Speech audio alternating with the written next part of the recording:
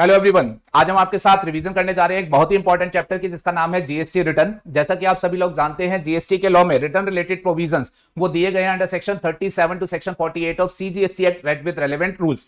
इन सभी प्रोविजंस को आज हम आपके साथ रिवाइज करेंगे एंड रिवीजन जो होगी वो प्रॉपर इंटरलिंकिंग के साथ करेंगे। एंड रिवीजन के पर्पस के लिए हमने कुछ स्पेशल चार्ट क्रिएट किए हैं। उन चार्ट्स को आप वीडियो के नीचे जो डिस्क्रिप्शन लिंक दिया गया है वहां पर जाकर के जो है वो डाउनलोड कर सकते हैं।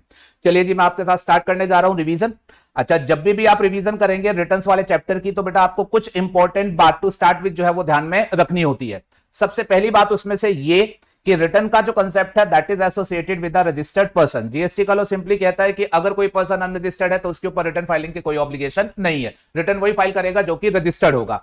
एंड इसमें स्पेशली ये ध्यान में रखना कि अगर कोई पर्सन जीएसटी में रजिस्टर्ड है बट उसके पास मल्टीपल रजिस्ट्रेशन है तो अपने हर एक सेपरेट रजिस्ट्रेशन के रिस्पेक्ट में उसके ऊपर रिटर्न फाइलिंग के ऑब्लिगेशन सेपरेटली आएंगे, उसे सेपरेटली जो होंगे वो फुलफिल करने पड़ेंगे। ठीक है जी। फिर दूसरी इंपॉर्टेंट बात जो आपको ध्यान में रखनी होती है, जब भी रजिस्टर्ड पर्सन के एंड पर हम रिटर्न फाइलिंग की बात करेंगे तो रिटर्न को हम दो पार्ट में कैटेगराइज कर लेते हैं। एक वो रिटर्न जो कि सेक्शन 39 के तहत फाइल की जाती है जिसको हम रेगुलर रिटर्न के नाम से जानते हैं, एंड दूसरी वो रिटर्न जो सेक्शन 44 के तहत फाइल की जाती है जिसको हम एनुअल रिटर्न के नाम से जानते हैं। फिर उसके बाद तीसरी और सबसे अहम बात, ध्यान से सुनिएगा, तीसरी और सबसे अहम बात, जैसा कि मैंने अभी आपको बताया जीएसटी में ये जो रिटर्न फाइलिंग का कंसेप्ट है that is associated with the registered person. और आप अपने रजिस्ट्रेशन के चैप्टर के बेसिस पर ये अच्छे तरीके से जानते हैं कि जीएसटी में रजिस्टर्ड पर्सन कौन होता है। तो जीएसटी में रजिस्टर्ड पर्सन की दो कैटेगरी होती है, एक सप्लायर, वो जीएसटी में रजिस्ट्रेशन कराते हैं, एंड इसके अलावा आपने कुछ स्पेशल पर्संस भी पढ़े थे जो कि सप्लायर की कैपेसिटी में काम नहीं कर रहे होते, किसी अदर कैपेसिटी में काम कर रहे होते हैं, लेकिन उनको भी जीएसटी के लॉ में रजिस्ट्रेशन के लिए बोला गया था। प्लीज आप ध्यान में रखिएगा, पर्सन आपका रजिस्टर्ड होना चाहिए, चाहे वो सप्लायर की कैपेसिटी में हो या फिर अदर देन सप्लायर की कैपेसिटी में हो। रजिस्टर्ड पर्सन के ऊपर रिटर्न फाइलिंग के ऑब्लिगेशन आएंगे irrespective of his capacity of a supplier या फिर अदर पर्सन। अच्छा, थोड़ा सा मैं इसमें डिटेल में जाऊंगा तो जरा ध्यान से सुनिएगा। जनरली जीएसटी में रजिस्ट्रेशन की जब बात आती है तो सप्लायर के एंगल से आती है, और आपको यह रिकलेक्ट करना है कि सप्लायर में भी रजिस्ट्रेशन वाले चैप्टर में आपने पढ़ा था जब रजिस्ट्रेशन दिया जाता है तो सप्लायर भी कई डिफरेंट कैटेगरी के हो सकते हैं। एक नॉर्मल सप्लायर, दूसरा casual taxable person. Casual taxable person याद होगा आपको, कैजुअल टैक्सेबल पर्सन हमारा इंडिया का कोई पर्सन होता है जो किसी पर्टिकुलर स्टेट में टेम्परेरी बेसिस पर सप्लाई के पर्पस के लिए जाता है। वो जिस स्टेट में जाता है वहां अपना टेम्परेरी बेसिस पर प्लेस ऑफ बिजनेस एस्टेब्लिश करता है, और क्योंकि वो टेम्परेरी बेसिस पर काम करने के लिए आता है तो उसको रजिस्ट्रेशन सर्टिफिकेट भी जो दिया जाता है वो टेम्परेरी वैलिडिटी का जो है वो दिया जाता है। अगर आप रिकलेक्ट कर पाए तो उसका जो रजिस्ट्रेशन सर्टिफिकेट होता है उसका वैलिडिटी पीरियड जनरली कितना होता है, 90 डेज मैक्सिमम का जो है वो होता है। फिर उसके बाद आपने पढ़ा था एक हमारे पास सप्लायर कंपोजिशन सप्लायर भी होता है। ये वो सप्लायर होता है जो कि बेसिकली कंपोजिशन स्कीम के तहत जो है वो काम कर रहा होता है। फिर आपने एक और सप्लायर पढ़ा था एनआरटीपी, ठीक है, नॉन रेजिडेंट टैक्सेबल पर्सन। ये हमारे कैजुअल टैक्सेबल पर्सन की तरह ही होते थे। ये भी इंडिया के किसी पर्टिकुलर स्टेट में जो है वो टेम्परेरी बेसिस पर सप्लाई के पर्पस के लिए जाते थे, अपना temporary place of business establish करते थे। इनमें फर्क क्या होता था, कैजुअल टीपी इंडियन होता था जबकि एनआरटीपी बेसिकली बाहर का आदमी होता था जो टेम्परेरी बेसिस के लिए इंडिया में प्लेस ऑफ बिजनेस सेटअप करता था। अच्छा, क्योंकि ये भी टेम्परेरी बेसिस पर काम करते हैं तो इनका भी रजिस्ट्रेशन जो दिया जाता है वो टेम्परेरी वैलिडिटी पीरियड का होता है which is again same, generally maximum 90 days. फिर उसके बाद आपने एक और स्पेशल कैटेगरी ऑफ सप्लायर जो पढ़ा था जो कि जीएसटी में रजिस्टर कराया जाता है, वो आपने पढ़ा था ओआईडीआर सर्विसेज का सप्लायर। याद है, एक वो सप्लायर जो इंडिया के बाहर है, इंडिया में उसने कोई प्लेस ऑफ बिजनेस सेटअप नहीं किया, वो इंडिया के बाहर है लेकिन वो बाहर बैठे बैठे ही ओआईडीआर सर्विसेज इलेक्ट्रॉनिक मीन से जो है वो इंडिया में एनटीओआर बेसिकली अनरजिस्टर्ड पर्सन को देता है। और गवर्नमेंट ने बोला था चाहे आप बाहर हो आपको जीएसटी देना पड़ेगा, और उसके लिए स्पेशल रजिस्ट्रेशन के प्रोविजन थे, आपने पढ़े थे। तो ये वाला व्यक्ति तो बहुत ही स्पेशल है, ये इंडिया में प्लेस ऑफ बिजनेस नहीं रखता बट फिर भी ये जो है वो बाहर बैठे बैठे रजिस्ट्रेशन जो है वो कराता है। ठीक है, तो ये अलग अलग कैटेगरी ऑफ सप्लायर थे। ठीक है, और प्लीज ध्यान में रखिएगा ये जो भी डिफरेंट कैटेगरी ऑफ सप्लायर है ये सभी रजिस्टर्ड पर्सन, इन सभी के ऊपर रिटर्न फाइलिंग का ऑब्लिगेशन आएगा। सेक्शन 39 सेक्शन 44 से इनके रिटर्न फाइलिंग के ऑब्लिगेशन क्रिएट होंगे। अच्छा, अब बात करता हूं कुछ उन लोगों की जो कि सप्लायर की कैपेसिटी में नहीं अदर कैपेसिटी में रजिस्ट्रेशन कराते थे। तो आपको यहां पर ये ध्यान में रखना है, यहां पर हमने तीन कैटेगरी ऑफ पर्संस पढ़े थे। नंबर 1 एक हमने पढ़ा था आईएसजी, याद होगा आपको। आईएसजी ये सप्लायर का हेड ऑफिस होता है जो कि इनपुट सर्विस के क्रेडिट के डिस्ट्रीब्यूशन के पर्पस के लिए रजिस्ट्रेशन कराता है।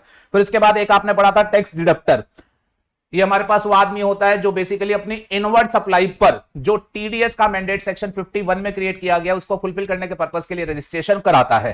फिर उसके बाद एक हमारे पास होता था टैक्स कलेक्टर, ये हमारे पास होता था ईसीओ, इलेक्ट्रॉनिक कॉमर्स ऑपरेटर, जो कि उसकी ई कॉमर्स प्लेटफॉर्म के थ्रू जो सप्लाई ट्रांजैक्शन हो रहे थे उसके रिस्पेक्ट में जो उसका टीसीएस का ऑब्लिगेशन सेक्शन 52 में क्रिएट किया गया था, उसको फुलफिल करने के लिए रजिस्ट्रेशन कराता है। ठीक है, तो ये हमारे पास बेटा 3 डिफरेंट कैटेगरी ऑफ पर्संस थे जो सप्लायर की कैपेसिटी में नहीं, अदर देन सप्लायर की कैपेसिटी में जो है रजिस्ट्रेशन कराते हैं। अच्छा, अब जो इंपॉर्टेंट बात आपको ध्यान में रखनी है वो ये है कि भाई साहब कोई भी रजिस्टर्ड पर्सन हो, रिटर्न फाइलिंग का ऑब्लिगेशन आएगा और रिटर्न फाइलिंग का ऑब्लिगेशन सेक्शन 39 एंड सेक्शन 44 से फ्लो होगा। लेकिन लेकिन लेकिन जो टैक्स कलेक्टर है, इसके लिए आपको अब स्पेशल ये ध्यान में रखना है, इसके रिटर्न फाइलिंग के ऑब्लिगेशन जो है वो सेक्शन 39 एंड 44 से क्रिएट नहीं किए गए हैं। I would like to repeat, कोई भी रजिस्टर्ड पर्सन हो अदर देन टैक्स कलेक्टर, उनके रिटर्न फाइलिंग के ऑब्लिगेशन 39 एंड 44 से फ्लो होंगे। लेकिन जो टैक्स कलेक्टर है, it is the only category of registered person जिसके रिटर्न फाइलिंग के ऑब्लिगेशन जो है वो 39 44 से जो है वो क्रिएट नहीं होते हैं। इसके रिटर्न फाइलिंग के ऑब्लिगेशन जो है वो सेक्शन 52 से ही क्रिएट जो है वो किए गए हैं। तो अकॉर्डिंगली 39 एंड 44 की प्रेजेंटेशन के नीचे मैंने टैक्स कलेक्टर नहीं लिखा, टैक्स कलेक्टर जो है वो मैंने यहां साइड में आपको जो है वो मेंशन करके दिया है। ये आपको बड़े हाईलाइट तरीके से याद करके जाना है। इस डिफरेंस की आगे मुझे कई जगह जो होगी रेफरेंस में जरूरत पड़ेगी। टैक्स कलेक्टर कौन होता है? ईसीओ। इसके ऊपर टीसीएस का ऑब्लिगेशन क्रिएट किया गया अंडर सेक्शन 52, एंड जिस सेक्शन 52 में इसके ऊपर टीसीएस का ऑब्लिगेशन क्रिएट किया गया है, उसी सेक्शन 52 ने इसके रिटर्न फाइलिंग के ऑब्लिगेशन भी जो है वो क्रिएट करके दिए हैं। इसको लेकर के सेक्शन 52 सबसेक्शन 4 ये कहता है कि ये अपनी रेगुलर रिटर्न जीएसटीआर 8 की फॉर्म में मंथली बेसिस पर 10 तारीख को फाइल करेगा, और ये 52(5) ये कहता है ये अपनी एनुअल रिटर्न जीएसटीआर 9B की फॉर्म में जो होगा वो 31 दिसंबर तक, साल खत्म हो जाने के बाद 31 दिसंबर तक जो होगा वो फाइल करेगा। सो ये eco is the only registered person जिसका रिटर्न फाइलिंग का ऑब्लिगेशन 3944 में कवर नहीं होता है। इसके रिटर्न फाइलिंग ऑब्लिगेशन 52 से आते हैं। प्लीज ये स्पेशल बात आपको ध्यान में रख के चलनी है, ठीक है जी। अच्छा, अब इस टैक्स कलेक्टर को साइड कर देते हैं। बाकी सबकी अगर बात करूं तो उनके रिटर्न फाइलिंग के ऑब्लिगेशन 39 एंड 44 से आएंगे। होपफुली ये तीनों अहम बातें जो है आपको क्लियर हो गई है।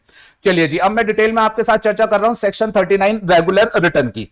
अब सेक्शन 39 की रेगुलर रिटर्न फाइलिंग की जब बात आती है तो सेक्शन 39 इसने क्या क्या कवर कर लिया? इसने सभी तरीके के supplier, normal, casual TP, OIDR service वाला, कंपोजिशन वाला, एनआरटीपी सब कवर कर लिया। एंड इसने अदर देन सप्लायर में आईएसडी एंड टैक्स डिडक्टर ये भी कवर कर लिए।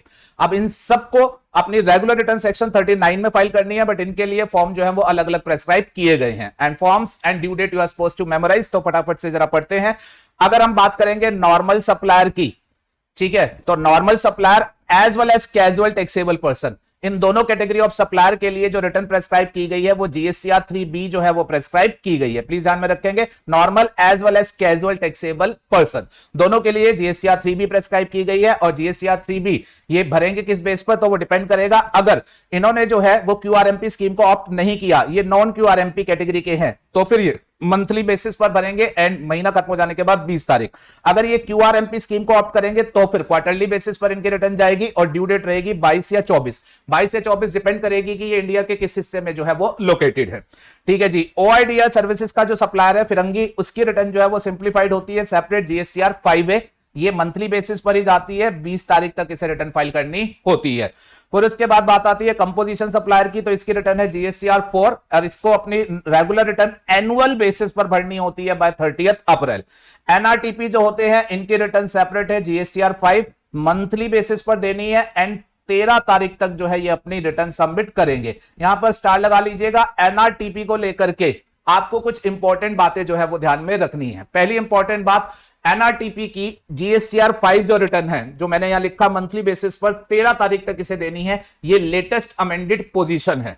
Latest amended position of finance act 2022 से ये अमेंडमेंट हुई है। पहले इसकी रिटर्न मंथली बेसिस पर 20 तारीख को जाती थी, लेकिन अब इसे जो है वो मंथली बेसिस पर 13 तारीख तक जो है अपनी रिटर्न फाइल करनी है। ये एक इंपॉर्टेंट बात है, प्लीज ध्यान में रखिएगा, बिकॉज कई बच्चों ने मुझे इसके बारे में बात करी है, शायद कई फैकल्टीज ने इसे इग्नोर किया। आप प्लीज ध्यान में रखिएगा, ड्यू डेट इसकी अब 13 है। दूसरी एक इंपॉर्टेंट बात जो है वो ये है कि एनआरटीपी को लेकर के ये जो जीएसटीआर 5 रिटर्न है, इस जीएसटीआर 5 रिटर्न की फाइलिंग को लेकर के लॉ ने एक स्पेशल बात लिखी हुई है। क्या स्पेशल बात लिखी हुई है, जरा ध्यान से सुनिएगा। वो ये कहते हैं ये जो एनआरटीपी है, ये फिरंगी है जो कि इंडिया में टेम्परेरी बेसिस पर सप्लाई का बिजनेस करने के लिए आया है और इसका रजिस्ट्रेशन सर्टिफिकेट जो होगा वो टेम्परेरी वैलिडिटी का होगा, जो कि जैसा कि मैंने बताया मैक्सिमम क्या होगा 90 डेज का, है ना। तो अब इसमें आप ये स्पेशल पॉइंट आप ध्यान में रखेंगे, लॉ ने इस तरीके से इसके लिए लिखा हुआ, उन्होंने लिखा कि अगर कोई एनआरटीपी है, ठीक है, वो मंथली अपनी रेगुलर रिटर्न फाइल करेगा तो इसका टैक्स पीरियड क्या है, मंथली। अब वो रजिस्ट्रेशन करा के अपना मंथली जो है वो काम कर रहा है। अब मान लीजिए इस महीने में इसका ये जो रजिस्ट्रेशन सर्टिफिकेट है इसकी वैलिडिटी जो है वो खत्म हो जाती है, इस पर्टिकुलर मंथ में इसके रजिस्ट्रेशन सर्टिफिकेट की जो है वो वैलिडिटी खत्म हो जाती है। तो प्लीज ध्यान में रखिएगा, वैसे तो लो आपका ये कहता है कि आपको महीना खत्म हो जाने के बाद 13 तारीख तक अपनी रिटर्न देनी होती है, लेकिन लॉ ने स्पेसिफिकली ये लिख रखा है कि एनआरटीपी अगर किसी महीने में बीच में ही आपके सर्टिफिकेट की वैलिडिटी खत्म हो जाती है तो फिर आपको महीना खत्म हो जाने के बाद 13 दिन का इंतजार करने की जरूरत नहीं है। सर्टिफिकेट की वैलिडिटी अगर खत्म हो गई है तो विद इन 7 डेज जो होगा आप अपना रिटर्न का ऑब्लिगेशन जो होगा वो कंप्लीट करेंगे। Why to wait for the month end? अगर आपकी सर्टिफिकेट की वैलिडिटी बीच में ही खत्म हो गई है तो वहां से 7 दिन के अंदर अंदर जो होगा वो आप रिटर्न फाइल कर देंगे। इसको इन्होंने लिखा इस तरीके से है, जरा ध्यान से देखिएगा, filing of return bye NRTP. कौन से केस में? जब इसका रजिस्ट्रेशन पीरियड जो है वो किसी पर्टिकुलर मंथ में ही बीच में जो है उसकी वैलिडिटी खत्म हो गई। तो वो क्या कह रहे हैं, अब earlier of the two date ये देखेगा, महीना खत्म हो जाने के बाद 13 तारीख, एंड दूसरा 7 days from the last date of registration period. दोनों में से जो भी अर्लियर होगा, एंड ऑब्वियसली अगर बात करेंगे तो अगर वैलिडिटी बीच में खत्म हुई है तो 7 दिन ही यहां से अर्लियर होंगे, तो ये अपनी जीएसटीआर 5 जो होगा वो अकॉर्डिंगली जो होगा वो फाइल कर देगा। Are you okay with this? तो एनआरटीपी को लेकर के ये दो मेरे स्पेशल ऑब्जर्वेशन आपको ध्यान में रखने हैं इस एग्जामिनेशन के लिए। एक, ड्यू डेट इनकी अब 20 नहीं है 13 है, एंड दूसरा इनकी ड्यू डेट में अगली खास बात यह है कि अगर टैक्स पीरियड के बीच में ही वैलिडिटी खत्म हो गई है तो 13 का भी इंतजार नहीं करना है। ओके, अच्छा, अब एग्जामिनेशन पर्पस के लिए एक क्वेश्चन जो आपके पास वो पूछ सकते हैं, आपका exact level of knowledge check करने के लिए वो ये पूछ सकते हैं, कैजुअल टीपी और एनआरटीपी इनके रिटर्न फाइलिंग ऑब्लिगेशन में क्या फर्क है। अच्छा, ध्यान से सुनिएगा, ये दोनों ही व्यक्ति टेम्परेरी बेसिस पर किसी स्टेट में अपना बिजनेस करने आते हैं, ठीक है, और अकॉर्डिंगली इनका रजिस्ट्रेशन उस स्टेट में जो है वो टेम्परेरी होता है। लेकिन प्लीज ध्यान में रखिएगा, दोनों के जहां तक ऑब्लिगेशंस की बात है, रिटर्न्स ऑब्लिगेशन वो अलग अलग है। कैजुअल टैक्सेबल पर्सन भले ही टेम्परेरी बेसिस पर काम कर रहा हो, उसको रिटर्न नॉर्मल पर्सन की तरह जीएसटीआर 3B ही फाइल करनी होती है, पहली बात। दूसरी बात, ये जो कैजुअल टैक्सेबल पर्सन ये जब काम करेगा, अगर किसी महीने में इसका रजिस्ट्रेशन सर्टिफिकेट की वैलिडिटी खत्म हो गई तो इसको लॉ ने ऐसा नहीं कहा है कि वैलिडिटी खत्म हो गई तो यहां से 7 दिनों में अपनी रिटर्न भर दो, नहीं। आपकी अगर वैलिडिटी बीच में खत्म हो भी गई है तो भी कोई बात नहीं, आप अपनी रिटर्न नॉर्मल तरीके से महीना खत्म हो जाने के बाद जीएसटीआर 3B जो भी आपकी ड्यू डेट बनती है उसी के हिसाब से जो होगा वो फाइल करेंगे। आई होप ये आपको बात समझ आती है। चलिए जी, तो ये डिस्कशन हुआ मेरे पास वो पर्सन जो कि रजिस्टर्ड है in the capacity of supplier. अब अगर बात करें वो पर्सन जो कि रजिस्टर्ड है in capacity other than supplier, तो इसमें आईएसडी और टैक्स डिडक्टर, टैक्स कलेक्टर नहीं क्योंकि वो 52 में है। अब आईएसडी की रिटर्न जो है वो है जीएसटीआर 6, लॉ ने कहा है मंथली बेसिस पर 13 तारीख तक भर देना, एंड टैक्स डिडक्टर की जो रिटर्न है that is GSTR 7, monthly basis पर इसे जो है वो 10 तारीख तक जो है ये रिटर्न फाइल करनी है। ठीक है जी, तो ये सेक्शन 39 में डिफरेंट रिटर्न जो थी जो उन्होंने बताई वो मैंने सारी ग्रुपिंग अप करके लिख दी है। आप थोड़ा मेहनत करके इसे जो होगा वो मेमोराइज कर लेंगे, और याद ऐसे ही करना जिस पैटर्न पर प्रेजेंट किया है तो आपके लिए काफी आसान हो जाएगा। ठीक है, अब ये जो अलग अलग पर्सन है जिनके लिए ये अलग अलग रिटर्न प्रेस्क्राइब की गई है, ये सेक्शन 39 के अलग अलग सब सेक्शन से प्रेस्क्राइब की गई है। सेक्शन 39(1) ने इन 3 लोगों के बारे में बात करी, 39(2) ने कंपोजिशन वाले के बारे में बात करी, 39(3) ने टैक्स डिडक्टर वाले के बारे में बात करी, 39(4) ने आईएसडी के बारे में बात करी, एंड 39(5) ने एनआरटीपी के बारे में बात करी। सबसेक्शन आपको याद नहीं करने हैं, आपको सीधा ये लोग, ये फॉर्म और ये फ्रीक्वेंसी ये याद करके जाना है। सबसेक्शन जस्ट मैंने क्रॉस रेफरेंसिंग के लिए दिए हैं। ओके, चलिए 39(1) सबसेक्शन 5 में ये डिफरेंट लोगों के लिए डिफरेंट रिटर्न प्रेस्क्राइब कर दी गई। अब 39 ने इसके बाद कुछ और प्रोविजंस भी दिए। ठीक है जी, वो प्रोविजंस भी मैंने यहां मेंशन किए। सेक्शन 39(6) इसमें जो है लॉ ने क्लियरली विजुलाइज किया कि रिटर्न्स फाइल होनी है, ऑनलाइन रिटर्न्स है, साइट पर कभी भी प्रॉब्लम आ सकती है तो ड्यू डेट एक्सटेंशन की जरूरत पड़ सकती है। तो 39(6) ने ड्यू डेट एक्सटेंशन की बात लिखी और बड़ी सिंपल सी बात लिखी कि हाँ, अगर कभी एक्सटेंशन की जरूरत पड़ी तो कमिश्नर के द्वारा जो है वो ड्यू डेट जो है वो एक्सटेंड की जा सकती है। चलिए जी, फिर उसके बाद 39(7) that is an important provision for the examination, ध्यान से सुनिएगा। 39(7) ने सिंपली जो है एक बात बोली, ये जो अलग अलग कैटेगरी ऑफ पर्संस है इनके लिए हमने रिटर्न्स बताई, रिटर्न्स की ड्यू डेट बताई। अब आपको ये ध्यान में रखना है कि एक पर्सन के लिए जो रिटर्न फाइलिंग की ड्यू डेट है वही उस पर्सन के लिए उसकी टैक्स पेमेंट की भी ड्यू डेट है। हमने रिटर्न फाइलिंग की जो भी ड्यू डेट आपको बताई है, एवरी रजिस्टर्ड पर्सन प्लीज ध्यान में रखना वही आपकी टैक्स पेमेंट की भी ड्यू डेट है। अगर ये जीएसटी या 3B कोई मंथली बेसिस पर 20 तारीख को फाइल करेगा, अगर उसकी 20 तारीख ड्यू डेट है तो उसकी टैक्स पेमेंट की ड्यू डेट भी अकॉर्डिंगली जो है वो 20 है। ये बात 39(7) ने लिखा, लेकिन साथ में उन्होंने इसमें 2 एक्सेप्शन दिए। 39(7) ने कहा tax payment due date is return due date but with 2 exceptions. Exception जो है आप जानते हैं, पहला एक्सेप्शन इसमें है कंपोजिशन सप्लायर। कंपोजिशन सप्लायर को उन्होंने कहा कि देख भाई, तुझसे हम रेगुलर रिटर्न एनुअल बेसिस पर भरवा रहे हैं, ठीक है ना, तुझे सिंप्लीफिकेशन दी है, तुझसे हम एनुअल रिटर्न एनुअल बेसिस पर भरवा रहे हैं, लेकिन टैक्स पेमेंट के लिए हम इतना लंबा इंतजार नहीं करेंगे। So far as tax payment is concerned, तुझे अपना टैक्स पेमेंट जो होगा वो क्वार्टरली बेसिस पर जो होगा वो करना पड़ेगा। ठीक है जी, तो आप सभी लोग जानते हैं कंपोजिशन सप्लायर जैसे ही एक क्वार्टर खत्म होगा 18 तारीख तक अपना टैक्स पे करेगा और टैक्स पे कर दिया इस बात का इंटीमेशन पोर्टल पर जीएसटी CMP 08 की फॉर्म में दे देगा। नेक्स्ट क्वार्टर में वो सेम करेगा, फिर नेक्स्ट क्वार्टर में वो सेम करेगा, एंड वाले क्वार्टर में भी वो सेम करेगा और फिर पूरा साल जब खत्म हो जाएगा फिर वो अपनी रेगुलर रिटर्न एनुअल बेसिस पर GSTR 4 जो होगा वो भर देगा बाय 30 अप्रैल। चलिए जी, फिर उसके बाद दूसरा एक्सेप्शन जहां पर रिटर्न की ड्यू डेट और टैक्स पेमेंट की ड्यू डेट में उन्होंने फर्क किया, दैट इज वो नॉर्मल सप्लायर जिसने QRMP स्कीम जो है वो ऑप्ट करी है।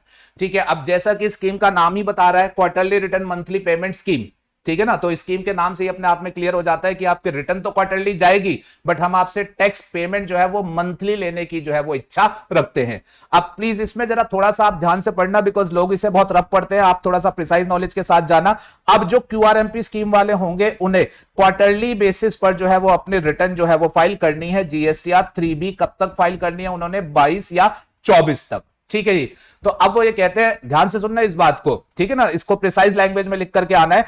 अब जो QRMP वाले हैं उनकी रिटर्न की ड्यू डेट क्वार्टरली बेसिस पर 22 या 24 है, लेकिन अब प्रोविजो एक्सेप्शन बना करके लॉ मेकर ने यह कहा कि ये लोग अपने पहले महीने एंड दूसरे महीने का टैक्स, ध्यान से सुनिएगा, अपने पहले महीने एंड दूसरे महीने का जो टैक्स होगा वो जो होगा वो मंथली बेसिस पर 25 तारीख तक जो होगा वो गवर्नमेंट को डिपॉजिट कर देंगे। तो अगर आप इसमें QRMP स्कीम में है तो जैसे ही पहला महीना खत्म हो जाए उस महीने से एसोसिएटेड टैक्स 25 तारीख तक डिपॉजिट कर देना चलान के थ्रू। ऐसे ही दूसरे महीने की जो टैक्स लायबिलिटी बन रही हो उसको चलान के थ्रू 25 तारीख तक डिपॉजिट कर देना। फिर उसके बाद जब तीसरा महीना खत्म हो जाएगा तो फिर आपका क्वार्टर ही खत्म हो जाएगा, और क्योंकि क्वार्टर खत्म हो जाएगा तो अब वो 25 नहीं देखेंगे, उससे पहले तो 22 या 24 आपकी ड्यू डेट आ जाएगी। तो अब आप क्या करना, अब जब आप अपनी रिटर्न फाइल कर रहे होंगे तो इस रिटर्न में जो बैलेंस टैक्स लायबिलिटी बनेगी वो अपनी जो भी ड्यू डेट है 22 या 24 तक जो है वो आप पे कर देना। ठीक है जी, तो जो मैं स्पेशल आपको कह गया और अगर आपने ध्यान से सुना, QRMP स्कीम वालों की रिटर्न क्वार्टरली है, लेकिन उन्हें उस क्वार्टर के पहले 2 महीने का टैक्स जो है वो कॉरेस्पॉन्डिंग 25 तारीख तक डिपॉजिट करना होता है। एंड में क्वार्टर के बाद बैलेंस लायबिलिटी जो है वो रिटर्न की ड्यू डेट के हिसाब से ही उन्हें पे करनी होती है। आई होप ये बात आपको समझ में आ जाती है। 39(7) ने ये बात हमें कही है। ठीक है, तो नॉर्मली रिटर्न फाइलिंग की due date is tax payment की due date but subject to these 2 exception. अच्छा, अब जैसा कि मैंने अभी आपको बताया, NRTP इनको मंथली बेसिस पर रिटर्न देनी है, पहले इनकी ड्यू डेट थी 20, अभी चेंज होकर के क्या हो गई 13। तो आपको प्लीज ये अप्रिशिएट करना है, पहले रिटर्न की ड्यू डेट 20 थी तो इन्हें टैक्स पेमेंट भी 20 तक करना था, अब इनके रिटर्न की ड्यू डेट 13 हो गई है तो अकॉर्डिंगली इनको जो टैक्स है वो भी जो है वो 13 तारीख तक जो है वो पे करना है। चल सकता हूं जी आगे, बहुत बढ़िया। चलिए जी, फिर उसके बाद सेक्शन 39(8). अब सेक्शन 39(8) जो है ये बना है from the angle of supplier. Section 39(8) ये बना है from the angle of supplier. बेटा देखिएगा, ये हमारे पास अलग अलग कैटेगरी ऑफ सप्लायर है। ठीक है, अब मान लीजिए एक सप्लायर है, सप्लायर सप्लाई करता है, GST लायबिलिटी बनती है उसकी, वो अपना रिटर्न जो है वो फाइल करता है। तो एक सप्लायर की तरफ से नेचुरल क्वेश्चन आया कि अगर किसी पर्टिकुलर टैक्स पीरियड में मैंने सप्लाई करी नहीं और मेरी कोई GST की लायबिलिटी नहीं बनी तो भी क्या मुझे जो है वो अपनी रिटर्न फाइल करनी पड़ेगी। तो लॉ ने सेक्शन 39(8) में ये लिख करके क्लियर किया कि आप सप्लायर है, आपकी कोई सप्लाई नहीं हुई, जीएसटी लायबिलिटी नहीं बनी, बट तो भी आपको अपनी निल रिटर्न जो होगी वो फाइल करनी पड़ेगी। चार्ट में मैंने छोटी सी बात यहां कॉर्नर में लिख दी 39(8) कि रजिस्टर्ड पर्सन सप्लायर है, कोई सप्लाई नहीं कर रहा, जीएसटी लायबिलिटी नहीं है, बट फिर भी रिटर्न जो होगी वो उसे फाइल करनी पड़ेगी। निल रिटर्न जो होगा वो ये अपनी फाइल कर देगा। अच्छा, ये अच्छा हुआ लॉ ने लिख दिया, क्लियर कर दिया उन लोगों को। यहां पर अदरवाइज भी बेटा मेरा एक अपनी बात सिंपली ये कहनी थी, आपने सप्लाई नहीं करी, आपकी जीएसटी लायबिलिटी नहीं है, बट हो सकता है आपने उस पर्टिकुलर टैक्स पीरियड में परचेज की हो, आपके आईटीसी हो, तो आईटीसी भी आप रिटर्न के थ्रू ही लेते हो, तो आपको अपने आईटीसी लेने के लिए इन एनी केस जो है वो रिटर्न फाइल करनी पड़ती। यहां 39(8) से इंफेसिस क्या हो गया कि अगर किसी पर्सन की सप्लाई भी नहीं है और लेट्स सपोज परचेज भी नहीं है, अब परचेज नहीं है तो वो आईटीसी नहीं लेना चाहता, मतलब आईटीसी का क्वेश्चन नहीं है, और सेल नहीं है तो वो कह रहा अब रिटर्न क्या भरूं। तो लॉ इज वेरी क्लियर कि सप्लाई नहीं भी होगी तो भी आपको निल रिटर्न जो होगी वो फाइल करनी पड़ेगी। Are you okay with this? अच्छा, अब इस निल रिटर्न से लेकर के एक और कनेक्टिविटी में जो आपको बात ध्यान में रखनी है वो ये है, लॉ ने निल रिटर्न फाइलिंग के प्रोसेस को आसान करने के लिए एक स्पेशल रूल जो है वो पीछे इंसर्ट किया, रूल 67A। निल रिटर्न फाइलिंग के प्रोसेस को ईज करने के लिए लॉ ने स्पेशल रूल इंसर्ट किया, रूल 67A, जिसमें उन्होंने कहा कि अगर निल रिटर्न फाइल की जानी है और वो निल रिटर्न जीएसटीआर 3B है, तो ये वाली जीएसटीआर 3B जो है ये एसएमएस के थ्रू भी जो है वो फाइल की जा सकती है। ओके, अच्छा, नॉर्मली आप रिटर्न कैसे फाइल करते हो? एसएमएस से थोड़ी ना करते हो, आप पोर्टल पर जाके फाइल करते हो, ठीक है। तो ये जो 67A है ये एज अ स्पेशल प्रोविजन कह रहा है कि केस है निल रिटर्न का, और प्लीज ध्यान में रखना ये हाईलाइट बात, निल रिटर्न में भी सिर्फ कौन सी, जीएसटीआर 3B। अगर आप as a supplier GSTR 3B नहीं कोई और रिटर्न फाइल करेंगे और वहां निल रिटर्न है तो वो नहीं जाएगी एसएमएस से, प्लीज ध्यान में रखना। It is only GSTR 3B जो कि निल होगी वो एसएमएस से जो है वो फाइल की जा सकती है। और यहां जो निल की ये बात कर रहे हैं बेटा, इस निल से इनका मतलब ये है जिसमें आउटपुट टैक्स से रिलेटेड भी कोई बात ना हो और जिसमें आईटीसी से रिलेटेड भी कोई बात ना हो, मतलब जिसमें कोई भी एंट्री ना हो, ब्लैंक एंट्री हो, ठीक है। अगर आपकी लायबिलिटी नहीं है लेकिन आईटीसी है, तब उसको यहां पर एसएमएस से नहीं फाइल कर सकते, वो नॉर्मल तरीके से जाएगी। बट अगर आपकी जीएसटीआर 3B बिल्कुल ही ब्लैंक है और वो उस सेंस में निल है, ठीक है ना, तो फिर आपकी जो है वो एसएमएस से जो है वो फाइल की जा सकती है। चलिए जी, और सुनिएगा, ये 39(8) का डिस्कशन हो गया। फिर इसके बाद सेक्शन 39 सबसेक्शन 9, इसमें बात लिखी हुई है रेक्टिफिकेशन ऑफ रेगुलर रिटर्न्स को लेकर के, रेक्टिफिकेशन ऑफ रेगुलर रिटर्न्स। इसके बारे में आगे डिटेल में बात करूंगा, अभी फटाफट से बात कर रहा हूं। आप सभी लोग जानते हैं, आपने एक रिटर्न फाइल करी, रिटर्न फाइल करते टाइम उसमें कुछ मिस्टेक या ओमिशन हो गया, विच इज क्वाइट नॉर्मल। तो फिर आप उसको कैसे ठीक करेंगे? जो रिटर्न फाइल हो गई उसको आप रिवाइज नहीं कर सकते, आपका जो भी मिस्टेक या ओमिशन होगा उसको आपको नेक्स्ट रिटर्न के थ्रू जो होगा वो टेक केयर करना पड़ेगा। तो जो भी रेक्टिफिकेशन होगा वो नेक्स्ट रिटर्न के थ्रू होगा, और उस रेक्टिफिकेशन के लिए there is a time limitation, उस रेक्टिफिकेशन के लिए there is a time limitation. And time limitation के बारे में आप मेरे साथ अमेंडमेंट लेक्चर में बहुत कुछ सुन चुके हैं, तो आपको ध्यान में रख के जाना है। ये टाइम लिमिटेशन भी फाइनेंस एक्ट 2022 से चेंज हुई है। कैसे देखते हैं टाइम लिमिटेशन कि इस पर्टिकुलर ईयर में कोई भी रिटर्न है जिसके रिस्पेक्ट में आप रेक्टिफिकेशन करना चाहते हैं तो आपकी टाइम लिमिटेशन चलेगी साल खत्म हो जाने के बाद 30 नवंबर ये डेट, या फिर आपने एनुअल रिटर्न जिस दिन फाइल कर दी वो date, whichever is earlier, तो subject to this time limitation जो है वो आप रेक्टिफिकेशन कर सकते हैं।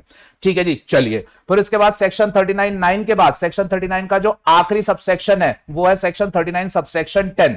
इंपॉर्टेंट है एंड आप इसके ऊपर एग्जामिनेशन में क्वेश्चन जो है वो एक्सपेक्ट कर सकते हैं। सेक्शन 39 सबसेक्शन 10, इसमें बात की गई है रेस्ट्रिक्शन की, restriction on return filing. Section 39 subsection 10 very important for the examination. अब इसमें कहा गया है कुछ केसेस में पर्सन जो होगा वो अपनी रिटर्न फाइल नहीं कर पाएगा, कुछ केसेस में पर्सन जो होगा वो अपनी रिटर्न फाइल नहीं कर पाएगा। क्या बात? हाँ जी, क्या कहता है ये? वो ये कहता है मान लीजिए आप रजिस्टर्ड पर्सन है एंड लेट्स सपोज आप नॉर्मल सप्लायर या कैजुअल टैक्सेबल पर्सन है, आपकी रिटर्न कौन सी बनती है? GSTR 3B। ठीक है जी, अब सेक्शन 39 सबसेक्शन 1 ये 39 सबसेक्शन 10 ये कहता है कि अगर आपने इस पर्टिकुलर टैक्स पीरियड की जीएसटीआर 3B फाइल नहीं करी, आपका नेक्स्ट टैक्स पीरियड आ गया और आपके मन में यह है कि नेक्स्ट टैक्स पीरियड की फाइल कर दूं, तो आप ऐसा नहीं कर सकते। कहने का सिंपली मतलब आप पीछे पेंडिंग रिटर्न रख करके आगे वाले पीरियड के कंप्लायंस नहीं कर सकते, पहले पीछे वाले के कंप्लायंस करोगे तभी आगे वाले के कंप्लायंस जो होंगे वो हो पाएंगे। बड़ी सिंपल सी बात है, आपका एक रिटर्न फाइलिंग का डिसिप्लिन प्रॉपर होना चाहिए।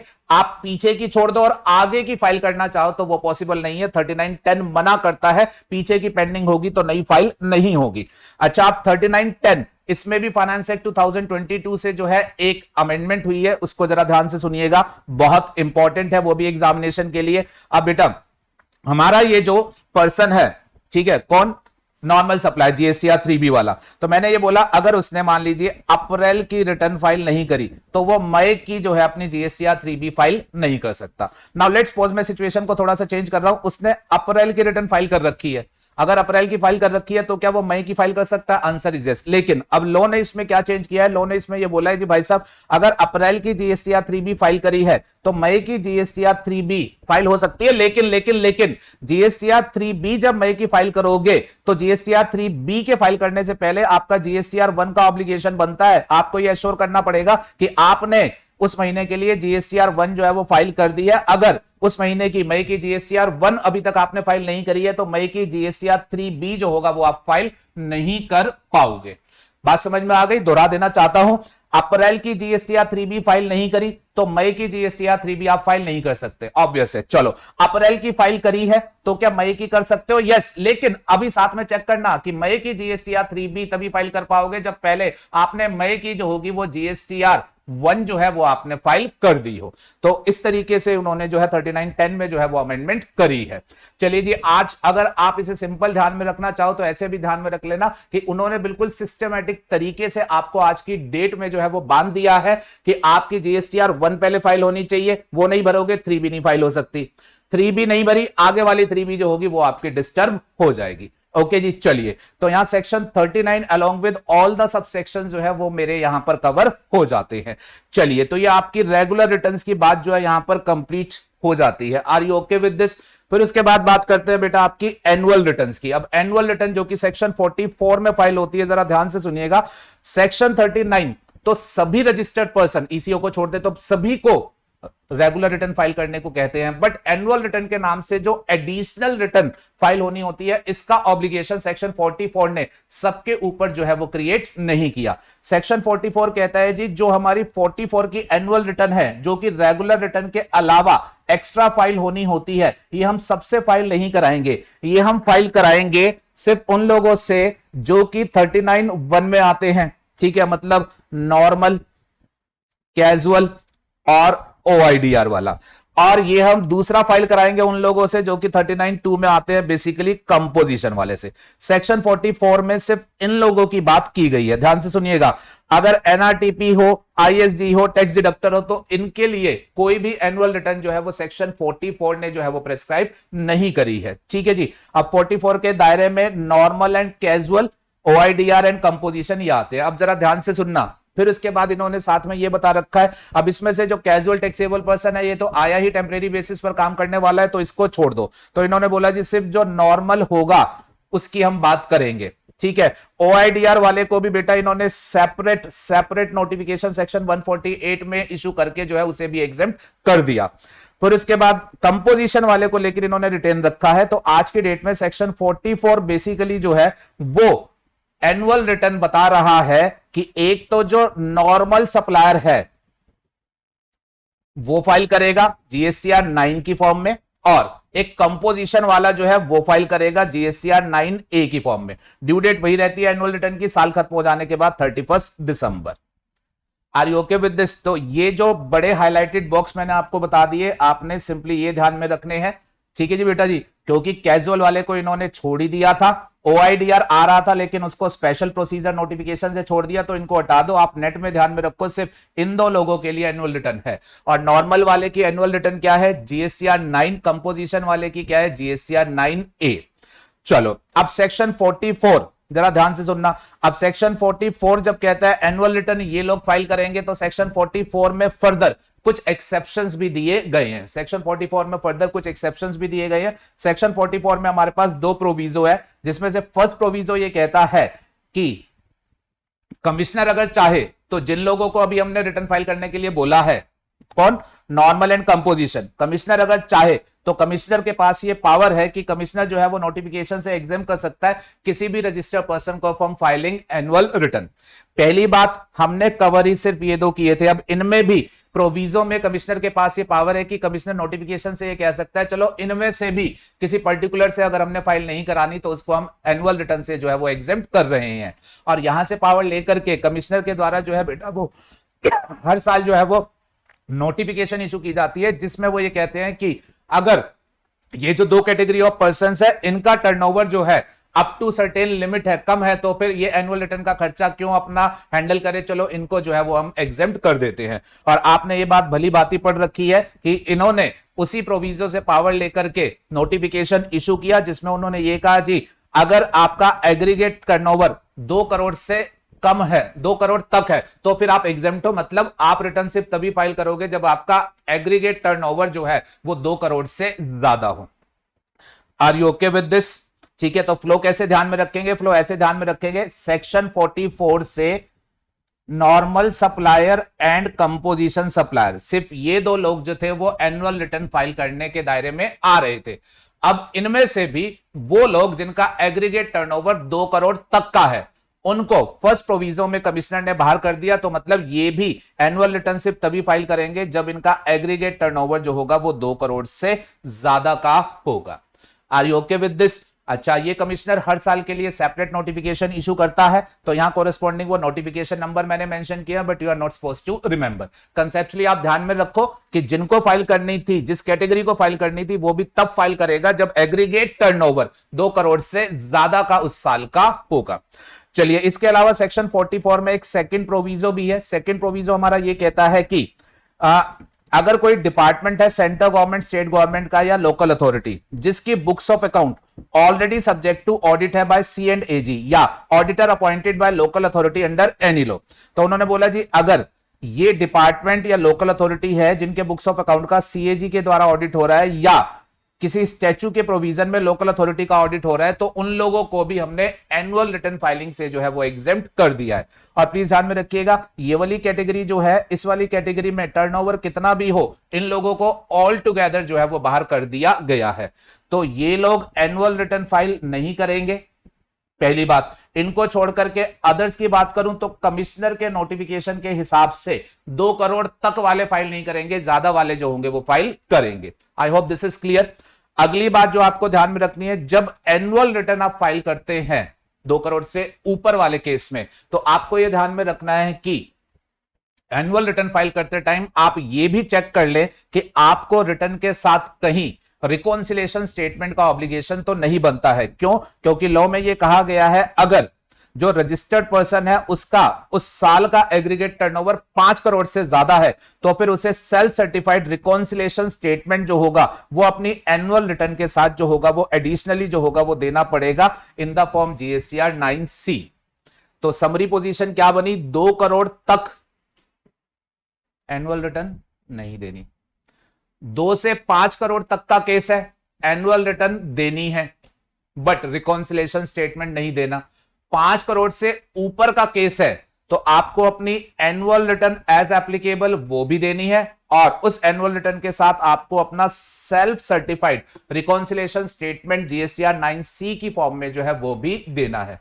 एंड रिकॉन्सिलेशन स्टेटमेंट क्या होता है वो आप लोगों को पता है कि GST में जो आपका टर्नओवर होता है वो एक स्पेशल मतलब रखता है, जबकि आपके अकाउंटिंग में टर्नओवर जो होता है वो एक अलग मतलब रखता है। For the sake of example, अगर किसी रजिस्टर्ड सप्लायर ने सेल करी तो वो उसके अकाउंट्स में भी टर्नओवर है और GST में भी टर्नओवर है, लेकिन अगर उसने कोई स्टॉक ट्रांसफर किया तो वो उसके अकाउंट्स में अभी टर्नओवर नहीं है जबकि GST में वो टर्नओवर है। तो इस वजह से अकाउंट की बुक्स में आपका टर्नओवर अलग हो सकता है और GST रिटर्न्स में आपका टर्नओवर जो है वो अलग हो सकता है। इस डिफरेंसेस को रिकॉन्साइल करते हुए, ऐसे कुछ डिफरेंसेस को रिकॉन्साइल करते हुए आपको अपना रिकॉन्सिलेशन स्टेटमेंट अपनी एनुअल रिटर्न के साथ लगा के देना होता है अगर आप एज अ रजिस्टर्ड पर्सन वो है जिसका इस पर्टिकुलर साल का टर्नओवर जो है वो 5 करोड़ से ज्यादा है। आई होप आपको ये बात जो है वो समझ आती है। अच्छा जी, फिर उसके बाद ECO की स्टोरी को आप ध्यान में रखना।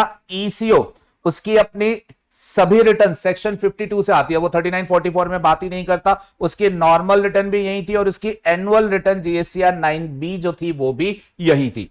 अच्छा, अब यहां पर आपको एक बात फॉर प्रैक्टिकल पर्पस में बोल देना चाहता हूं, वो ये है, ये जो ईसीओ है जिसकी एनुअल रिटर्न सेक्शन 52 में यहां बताई गई है जीएसटीआर 9B, अब ये जो एनुअल रिटर्न है 52 में बताई तो गई है, बट इस एनुअल रिटर्न का फॉर्म टिल डेट प्रेजेंटली ये नोटिफाइड नहीं है।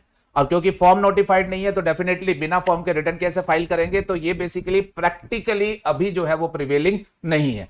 ईसीओ के लिए प्रैक्टिकली अभी सिर्फ जीएसटीआर 8 प्रिवेल करती है, जीएसटीआर 9B प्रिवेल नहीं करती है। बट आपके एग्जामिनेशन को इससे कोई सरोकार नहीं है। एग्जाम में अगर आया कि इसके रिटर्न ऑब्लिगेशन क्या क्या है, तो आप ये दोनों ऑब्लिगेशन जो होगा वो एज इट इज जो होगा वो मेंशन करके आएंगे।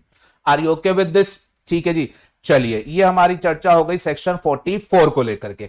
अच्छा, अब सेक्शन 44 में जब एनुअल रिटर्न्स की ड्यू डेट दी गई तो यहां पर भी एक क्वेश्चन अराइज होगा कि अगर ड्यू डेट कभी बढ़ानी पड़ी तो कैसे। तो यहां पर मेरा एक स्पेशल ऑब्जर्वेशन ध्यान में रखिएगा, सेक्शन 44 में ड्यू डेट एक्सटेंशन को लेकर के उन्होंने कुछ भी नहीं लिखा है।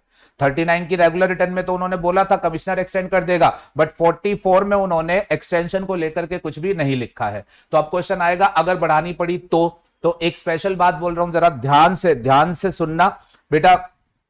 जो due date of annual return है सेक्शन 44 वाली, वो उन्होंने रूल 80 में लिखी हुई है।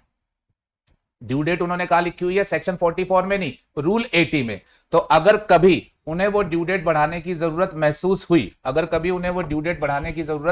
हुई, तो उन्हें रूल 80 में जो है वो कॉरेस्पॉन्डिंग अमेंडमेंट करके जो होगी वो ड्यू डेट चेंज करनी पड़ेगी।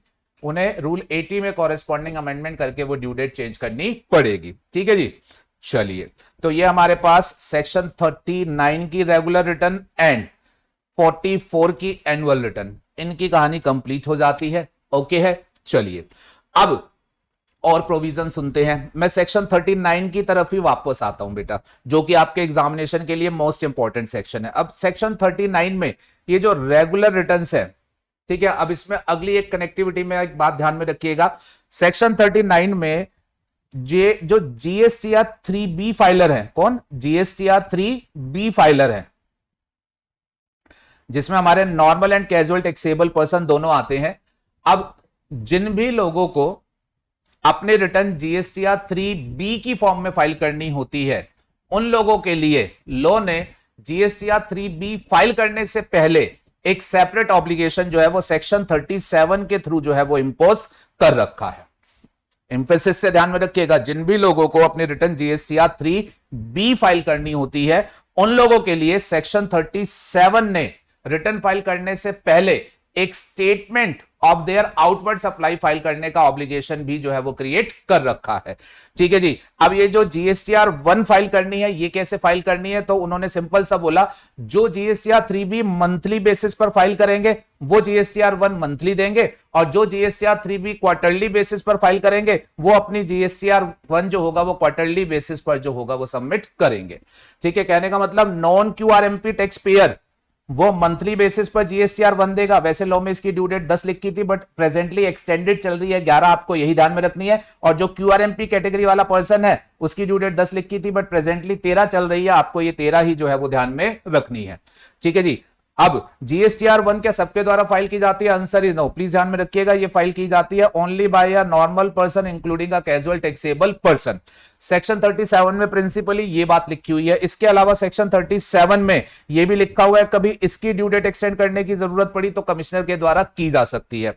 फिर फर्दर 37 में बात लिखी हुई है, अगर जीएसटीआर 1 फाइल करते टाइम कभी मिस्टेक हो गई और रेक्टिफिकेशन करना पड़ा तो सेम प्रोसेस आप यूज करेंगे। आप जो फाइल कर दी उसको डिस्टर्ब नहीं करेंगे, आप नेक्स्ट जीएसटीआर 1 जो फाइल कर रहे हैं उसके थ्रू जो होगा वो रेक्टिफिकेशन करेंगे। एंड इस रेक्टिफिकेशन में भी आपकी सिमिलर बेसिस पर जो टाइम लिमिटेशन है वही 30 नवंबर एंड एनुअल रिटर्न की फाइलिंग की date whichever is earlier वही चलेगा। एंड सेक्शन 37 में भी रिटर्न्स की तरह ये लिखा हुआ है कि कुछ केसेस में आपको जीएसटीआर 1 जो होगी वो फाइल करने नहीं दी जाएगी। जैसे रिटर्न्स के ऊपर रेस्ट्रिक्शन थी, वैसे ही सेक्शन 37 में जीएसटीआर 1 की फाइलिंग के ऊपर कुछ केसेस में रेस्ट्रिक्शन लगाई गई है। कहा गया है कि अगर आपने जीएसटीआर 1, ध्यान से सुनना, आपने जीएसटीआर 1 किसी पीरियड की फाइल करी, लेकिन 3B जो है वो फाइल नहीं करी। आपने जीएसटीआर 1 फाइल करी लेकिन 3B जो है वो फाइल नहीं करी, आपने अभी तक टैक्स नहीं दिया। अब आपका नेक्स्ट टैक्स पीरियड आ गया तो उन्होंने बोला जब तक पीछे वाली 3B नहीं भरोगे तब तक नेक्स्ट टैक्स पीरियड की जीएसटीआर 1 जो होगा वो आप फाइल नहीं कर पाओगे। ओके, अच्छा, और इसके अलावा वो आपका ये कहते हैं कि लेट्स सपोज अब आपने ये जीएसटीआर 1 फाइल नहीं करी, अगर ये वाली जीएसटीआर 1 फाइल नहीं हुई तो फिर आगे फ्यूचर में भी आप जीएसटीआर 1 जो होगा वो फाइल नहीं कर पाओगे। क्यों? क्योंकि अगली जीएसटीआर 1 भरने से पहले पीछे वाले कंप्लायंसेस तो सारे कंप्लीट होने चाहिए। तो जिस तरीके से रिटर्न्स में रेस्ट्रिक्शन थी उसी तरीके की रेस्ट्रिक्शन जो है वो लगा दी गई है। दोबारा बोलूंगा, और ये रेस्ट्रिक्शन कह रही है आपने पिछली 3B फाइल नहीं करी तो फिर आप करंट की जीएसटीआर 1 फाइल नहीं कर पाओगे। एंड दूसरी रेस्ट्रिक्शन कहती है आपने जीएसटीआर 1 करंट की फाइल नहीं करी तो आप नेक्स्ट जीएसटीआर 1 जो होगा वो भी फाइल नहीं कर पाओगे। आई होप ये बातें आपको समझ में आती हैं। ठीक है जी। अब बेटा सेक्शन 37 में जो जीएसटीआर 1 फाइल कराई जाती है उसको लेकर के दो इंपॉर्टेंट बातें जो आपको ध्यान में रखनी है, सुनिएगा। नंबर 1, सेक्शन 37 में जो जीएसटीआर 1 फाइल कराई जाती है उसको लॉ में नाम दिया जाता है statement of outward supply. For the simple reason, जो व्यक्ति जीएसटीआर 1 फाइल करता है वो जीएसटीआर 1 में डिक्लेयर क्या करता है, उसने एक पर्टिकुलर महीने या क्वार्टर में जो भी आउटवर्ड सप्लाई बेसिकली अपनी सेल्स करी होती है उनको वो रिपोर्ट करता है। जीएसटीआर 1 में कोई टैक्स पेमेंट इन्वॉल्व नहीं होती है तो it is not a return, it is simply a statement. इस वजह से लॉ ने इसको नाम दिया है स्टेटमेंट ऑफ आउटवर्ड सप्लाई। जहां तक टैक्स पेमेंट की बात आएगी तो टैक्स पेमेंट तो वो अपनी जीएसटीआर 3B की रिटर्न जो आगे फाइल करेगा उस रिटर्न के थ्रू ही वो करेगा। हाँ, आपके दिमाग में एक क्वेश्चन आएगा, सर जीएसटीआर 1 में मैंने यहां अपनी आउटवर्ड सप्लाई डिक्लेयर करी, अब बाद में जब मैं जीएसटीआर 3B से टैक्स पेमेंट करूंगा तो क्या टैक्स पेमेंट करते टाइम रिटर्न में मुझे अपनी आउटवर्ड सप्लाई की डिटेल फिर से नहीं डालनी पड़ेगी? तो आंसर इज नो।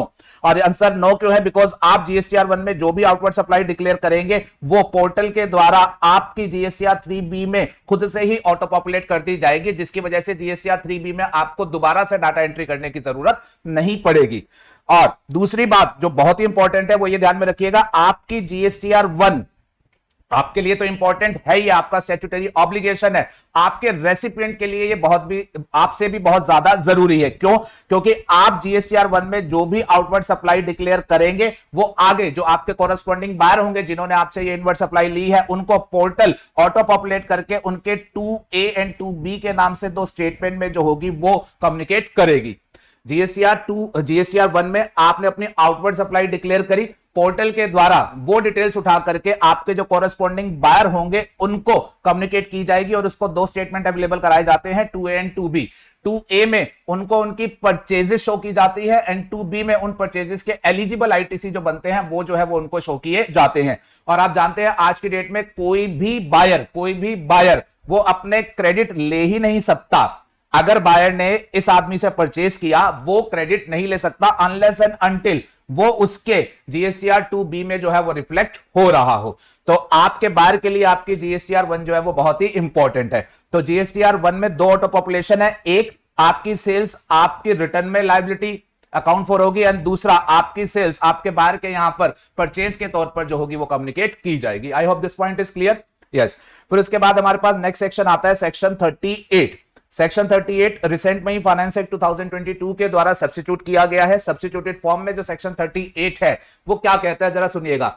सेक्शन 38 भी बेसिकली आपसे GSTR 2A and 2B statement की ही बात करता है। 38 में ये कहा गया है कि कॉमन पोर्टल के द्वारा जो बायर्स होंगे जिन्होंने इनवर्ड सप्लाई ली है उनको जो होगा पोर्टल के द्वारा ऑटो जनरेटेड स्टेटमेंट जो होंगे वो अवेलेबल कराए जाएंगे, जिनकी मदद से वो असर्टेन करेंगे अपनी details of inward supply and उनके कॉरेस्पॉन्डिंग आईटीसी जो उनके लिए एलिजिबल बनते हैं। जी हां, सही सुना आपने। सेक्शन 38 भी जो है वो यही बात करता है कि जो रेसिपिएंट होगा उसको ऑटो पॉपुलेशन करके उनकी इनवर्ड सप्लाई की डिटेल्स जो होगी वो दो स्टेटमेंट की फॉर्म में पोर्टल के द्वारा जो होगी वो अवेलेबल कराई जाएगी। ठीक है, जिसमें से 2A में उनको इनवर्ड सप्लाई की डिटेल्स दे दी जाएगी और उन इनवर्ड सप्लाई में से जो उनके कॉरेस्पॉन्डिंग आईटीसी बनते होंगे उनकी डिटेल जो होगी वो जीएसटीआर 2B में अवेलेबल करा दी जाएगी। अच्छा, आपने जो भी परचेज किया वो इनवर्ड सप्लाई में रिफ्लेक्ट हो जाएगा। उस परचेज में से आपके कुछ के एलिजिबल आईटीसी बनेंगे और कुछ के एलिजिबल नहीं बनेंगे। तो जो आईटीसी स्टेटमेंट आपको दिया जाएगा उसमें बेसिकली दो पार्ट होंगे। एक पार्ट में आपको बताया जाएगा कि आपके इस परचेज में से क्या एलिजिबल आईटीसी बनते हैं, दूसरे में आपको बताया जाएगा कि आपके कौन से आईटीसी है जो कि एलिजिबल नहीं बनते हैं। अब एक एग्जांपल आपको दे देता हूं, अगर आप दिल्ली में रजिस्टर्ड है बट आपने कोई इंट्रा स्टेट सप्लाई किसी दूसरे स्टेट की ली है तो आपको ऐसी परचेज के जो है वो आईटीसी नहीं बनते हैं। तो ये आपकी परचेज तो है, ये आपके 2B में एज एन इनवर्ट सप्लाई तो आएगी, बट जब आईटीसी की बात आएगी तो ये आपको as an ineligible ITC जो होगा वो कम्युनिकेट किया जाएगा। ऐसे ही टाइम लिमिटेशन की वजह से अगर आपका कोई आईटीसी इनएलिजिबल बनता है तो वो भी इनएलिजिबल आईटीसी के तौर पर कम्युनिकेट किया जाएगा। हाँ, जो आपके एलिजिबल होंगे उनको वो एलिजिबल आईटीसी वाले कॉलम में जो होगा वो आपको ऑटो पॉपुलेट करके जो होगा वो शो करेगा। और आपको ये ध्यान में रखना है कि आप सिर्फ उन्हीं आईटीसी के क्रेडिट ले जो कि आपके एलिजिबल आईटीसी वाले कॉलम में आ रहे हैं। अच्छा, सेक्शन 38 में वैसे एक बहुत ही इंपॉर्टेंट बात जो है वो ये भी लिखी गई है, गवर्नमेंट ने जो है वो अपने पास ये राइट लिया है कि अगर आपने किसी जीएसटीआर 1 फाइलर से कोई परचेस करी है, अब जिस जीएसटीआर 1 फाइलर से आपने परचेस करी है, अगर वो जीएसटीआर 1 फाइलर जो है कुछ स्पेसिफाइड कैटेगरी, कुछ स्पेसिफाइड केसेस में फॉल करता है, 6 केसेस उन्होंने बताए हैं, डिटेल में चर्चा हम करेंगे आईटीसी वाले चैप्टर में। तो अगर आपने जीएसटीआर 1 फाइलर से परचेजेस करी है और वो 6 स्पेसिफाइड केसेस में फॉल करता है तो उस केस में गवर्नमेंट ने 38 में ये प्रोवाइड किया है कि हम आपको वो जो कम्युनिकेट करेंगे वो as an ineligible ITC जो होगा वो कम्युनिकेट करेंगे। हमें वो सप्लाई रिस्की लगेगा, उसकी वजह से हम आपको वो credit as an ineligible ITC auto populate करेंगे, मतलब आप उसका आईटीसी जो होगा वो नहीं ले पाएंगे, हम आपके लिए आईटीसी जो है वो रिस्ट्रिक्ट कर रहे हैं। ये बेटा बड़ा भयंकर प्रोविजन है अभी, लेकिन ये प्रेजेंटली एप्लीकेबल हुआ नहीं है बिकॉज इसके लिए जो रूल्स बनाए जाने हैं वो अभी तक बनाए नहीं गए हैं। इसके बारे में डिटेल में चर्चा जो होगा वो हम आईटीसी वाले चैप्टर में भी करेंगे। अच्छा, अब ये जो मैंने आपको सेक्शन 38 पढ़ाया, इसको पढ़ने के बाद आपके माइंड में डेफिनेटली एक कंफ्यूजन आ रही होगी, मेरे ख्याल से ऐसी कंफ्यूजन आ रही होगी आपके माइंड में। आप कह रहे होंगे सर आपने सेक्शन 37 में भी ये बात बताई कि जो जीएसटीआर 1 फाइल करेगा उसके यहां से ऑटो पॉपुलेट होकर के बायर को 2A 2B में जाएगा, और इधर आप 38 में भी यही स्टोरी बता रहे हो। जब 37 में वो ऑलरेडी लिखा हुआ है कि जीएसटीआर 1 से वहां जाएगा तो फिर सेक्शन 38 में इन्हीं बातों को जो है वो रिपीट क्यों किया जा रहा है? तो अब इसकी बात सुनिएगा, ये रिपीट क्यों किया जा रहा है बेटा। 37 ने इस बात को क्लियर कट लिखा हुआ था कि जीएसटीआर 1 जो फाइल करेगा उसके वहां से रेसिपिएंट के 2A और 2B में कम्युनिकेट किया जाएगा, लेकिन प्रैक्टिकली एज अ बायर जब कोई बायर अपना 2A और 2B खोलता था तो बेटा 2A और 2B में उसके पास जो डिटेल्स आती थी, ऐसा तो है नहीं कि उसने सिर्फ नॉर्मल सप्लायर से ही परचेस किया होगा, हो सकता है उसने कहीं और से भी परचेस किया हो। तो प्रैक्टिकली जो 2A और 2B में डिटेल्स ऑटो पॉपुलेट हो रही थी वो सिर्फ ये जीएसटीआर 1 वालों से उन्होंने जो परचेस करी थी वो नहीं, रेदर देन कुछ और डिटेल्स भी जो थी वो ऑटो पॉपुलेट हो रही थी। जैसे अगर एनआरटीपी से उन्होंने परचेस किया था जिसने अपनी जीएसटीआर 5 फाइल करी थी तो जीएसटीआर 5 से भी बायर के 2A और 2B में ऑटो पॉपुलेशन हो रही थी। ऐसे ही आईएसडी अगर इन्वॉल्व होता था तो इससे भी ऑटो पॉपुलेशन हो रहा था। अगर इंपोर्ट ऑफ गुड्स किया होता था, कस्टम क्लियरेंस कराई होती थी कस्टम पोर्टल पर, तो वहां से भी डिटेल जो थी वो बायर के पास 2A और 2B में जो थी वो ऑटो पॉपुलेट हो रही थी। तो प्लीज ध्यान से सुनिएगा, जो जीएसटीआर 2A और 2B में डिटेल्स एक्चुअल में शो हो रही थी वो सिर्फ जीएसटीआर 1 वालों से जो परचेस किया था वो नहीं, रेदर देन इधर जो है ये वाली डिटेल्स भी ऑटो पॉपुलेट हो रही थी। अब सेक्शन 37 तो सिर्फ आपका वही कवर कर सकता है ना जीएसटीआर 1 वालों से जो ऑटो पॉपुलेट हो, अदर डिटेल्स की कवरिंग जो थी वो कहीं पर लॉ में स्पेसिफिकली लिखी हुई नहीं थी। तो अब अकॉर्डिंगली उन सब की डिटेल्स की कवरिंग को कवर करने के लिए उन्होंने ये कॉम्प्रिहेंसिव सेक्शन 38 जो है वो तैयार करके दे दिया है। तो आज की डेट में 2A और 2B में जो भी डिटेल्स ऑटो पॉपुलेट होती है उनका प्रॉपर सपोर्ट सेक्शन 37 से तो जीएसटीआर 1 का था ही, बाकियों के लिए सेक्शन 38 से जो है वो प्रॉपर सपोर्ट आ जाता है। आई होप ये बातें आपको क्लियर हो जाती है। तो इसके साथ हमारा सेक्शन 37 और 38 जो है वो कंप्लीट हो जाता है। अच्छा, अब जरा ध्यान से सुनिएगा, आपका ये जो रिटर्न का चैप्टर है इसमें जो टोटल सेक्शंस इन्वॉल्व है वो मैंने शुरुआत में बताया सेक्शन 37 टू सेक्शन 48 इन्वॉल्व है, सेक्शन 37 टू सेक्शन 48 इन्वॉल्व है। ओके, तो अब आपकी कहानी मैं सेक्शन वाइज अगर पैकअप करूं तो ध्यान से सुनिएगा। सेक्शन 37 आपका कंप्लीट हो गया, statement of outward supply GSTR 1। Section 38 ये आपके auto generated statement 2A 2B ये कंप्लीट हो गए। 39 में आपके पास क्या आ गई, regular return. Are you okay with this? फिर इसके बाद सेक्शन 40 देखिएगा, अब मैंने आपका सेक्शन 40 जो है वो यहीं पर ऊपर मेंशन किया, बड़ी छोटी सी इसमें बात लिखी हुई है। सेक्शन 40 बात करता है आपकी फर्स्ट रिटर्न की, फर्स्ट रिटर्न, पहली रिटर्न मतलब न्यू रजिस्ट्रेशन, आप पहली दफा रजिस्टर्ड हुए एंड बीइंग फर्स्ट टाइम आपकी जो रिटर्न जाएगी उसको लेकर के सेक्शन 40 जो है कुछ स्पेशल बात करता है। आप जरा प्रोविजन रिकलेक्ट करिएगा, आपने हमारे साथ कुछ ऐसा कंसेप्ट पढ़ा था कि मान लीजिए एक सप्लायर है और वो है liable to registration subject to threshold, एक पर्टिकुलर दिन उसका थ्रेशोल्ड क्रॉस होता है तो वो बन जाता है टैक्सेबल पर्सन। अब टैक्सेबल पर्सन बनने के बाद उसे रजिस्ट्रेशन के लिए अप्लाई करना है, वो रजिस्ट्रेशन एप्लीकेशन देगा जो कि ऑफिसर के द्वारा वेरीफाई की जाएगी और वेरिफिकेशन के बाद जो होगा उसे रजिस्ट्रेशन सर्टिफिकेट जो होगा वो दिया जाएगा, तो वो बन जाएगा रजिस्टर्ड पर्सन। तो आप इस बात को भली बात समझ सकते हैं, पहले पर्सन बनता है taxable person liable for registration और फिर जब रजिस्ट्रेशन मिल जाता है तो वो बनता है रजिस्टर्ड पर्सन।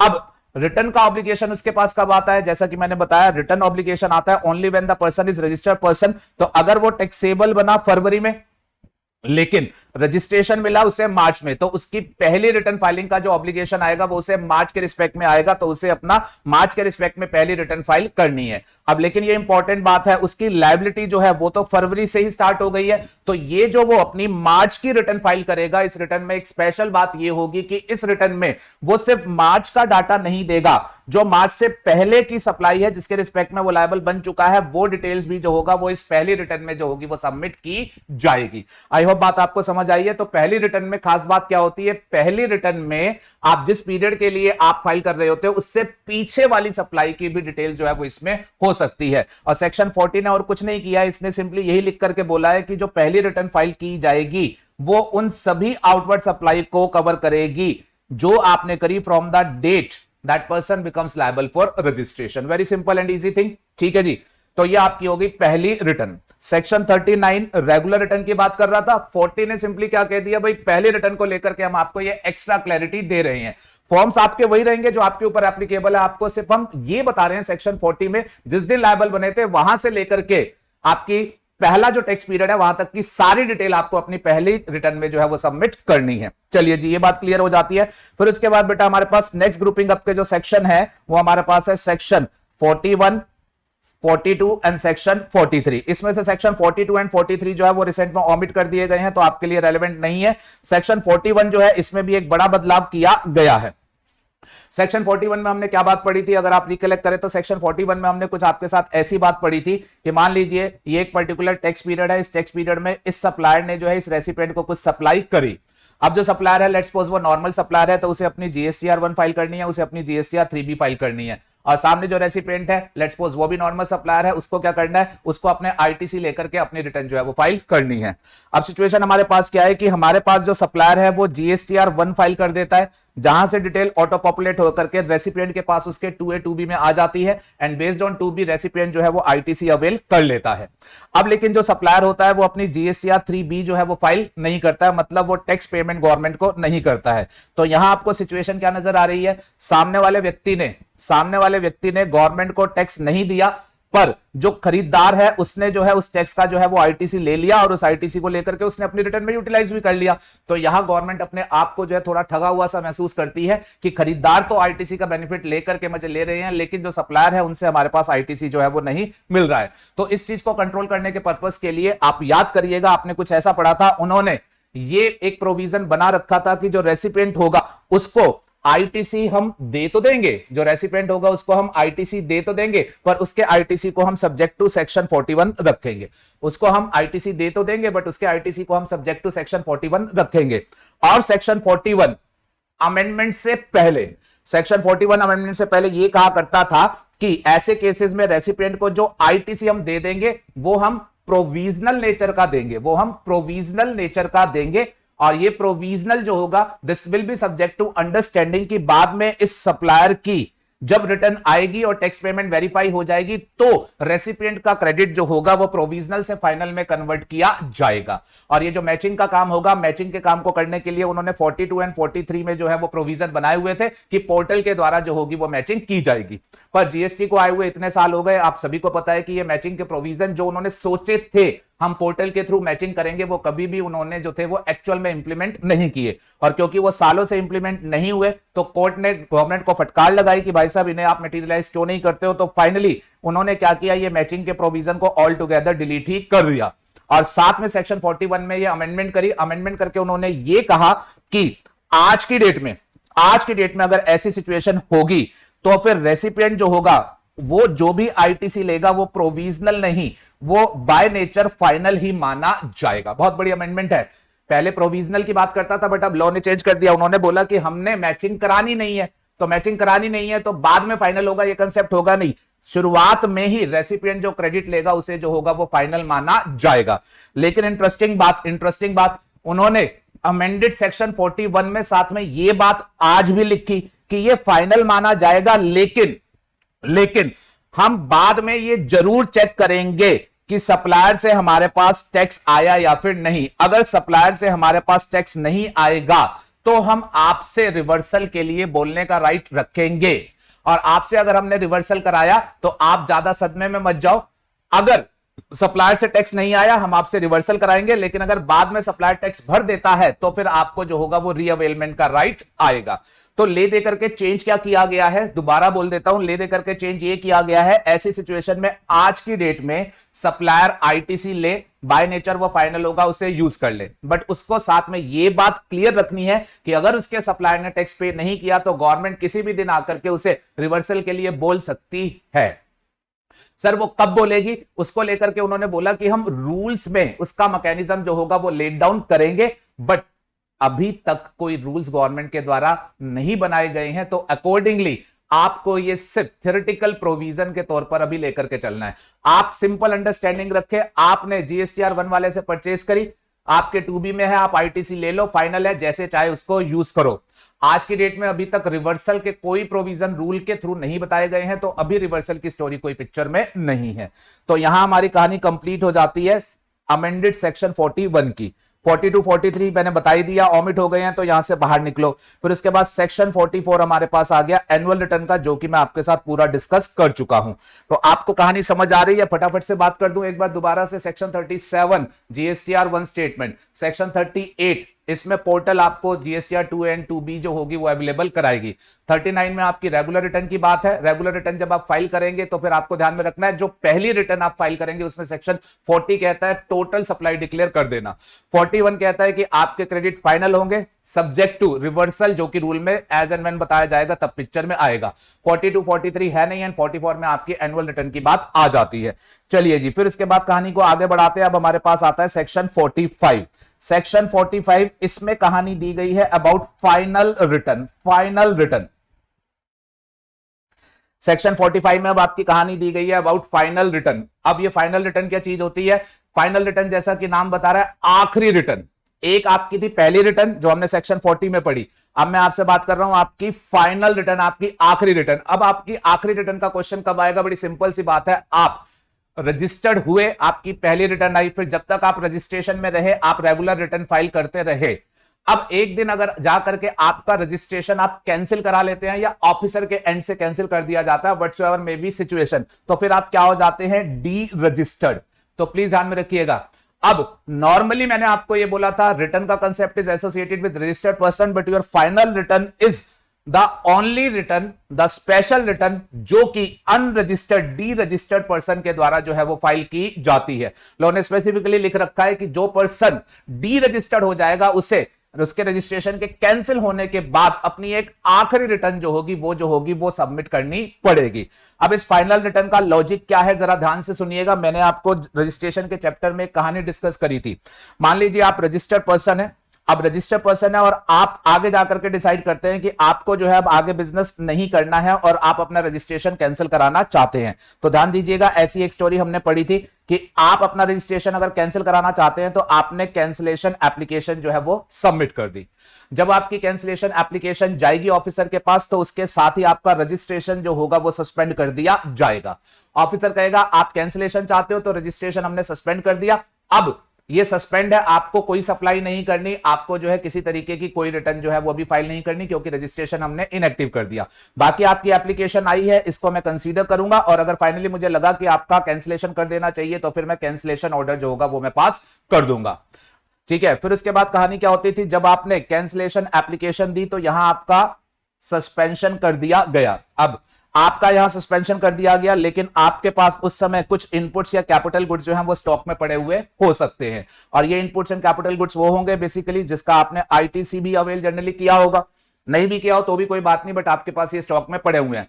अगर आपका रजिस्ट्रेशन कैंसिल हो जाएगा तो कैंसिलेशन होने के बाद तो आप कुछ भी टैक्स पे करने वाले नहीं हो, पर ये जो स्टॉक में पड़ा हुआ है इसको तो अल्टीमेटली कहीं ना कहीं आप डिस्पोज ऑफ करोगे, और अगर इसको आप डिस्पोज ऑफ करोगे तो लॉ ये चाहता है कि आपका ये जो भी अनसोल्ड स्टॉक है इसके रिस्पेक्ट में जो है वो आपको जो है वो जीएसटी पे कर देना चाहिए। आप कैंसिलेशन करा रहे हो, कोई बात नहीं, हम कैंसिल कर देंगे, but our cancellation will be subject to the condition कि आपके पास जो भी अनसोल्ड इनपुट्स या कैपिटल गुड स्टॉक में होंगे उसके रिस्पेक्ट में आपको जीएसटी लायबिलिटी जो होगी वो डिस्चार्ज करनी पड़ेगी। और इसको लेकर के सेक्शन 29 सबसेक्शन 5 जो कि कैंसिलेशन के बारे में बात करता है, सेक्शन 29, वहां सबसेक्शन 5 ने स्पेसिफिकली लिखा हुआ था कि कैंसिलेशन जब भी होता है तो that is subject to the condition कि जो अनसोल्ड स्टॉक होता है उसके रिस्पेक्ट में आपको जो है वो पेमेंट करनी पड़ती है।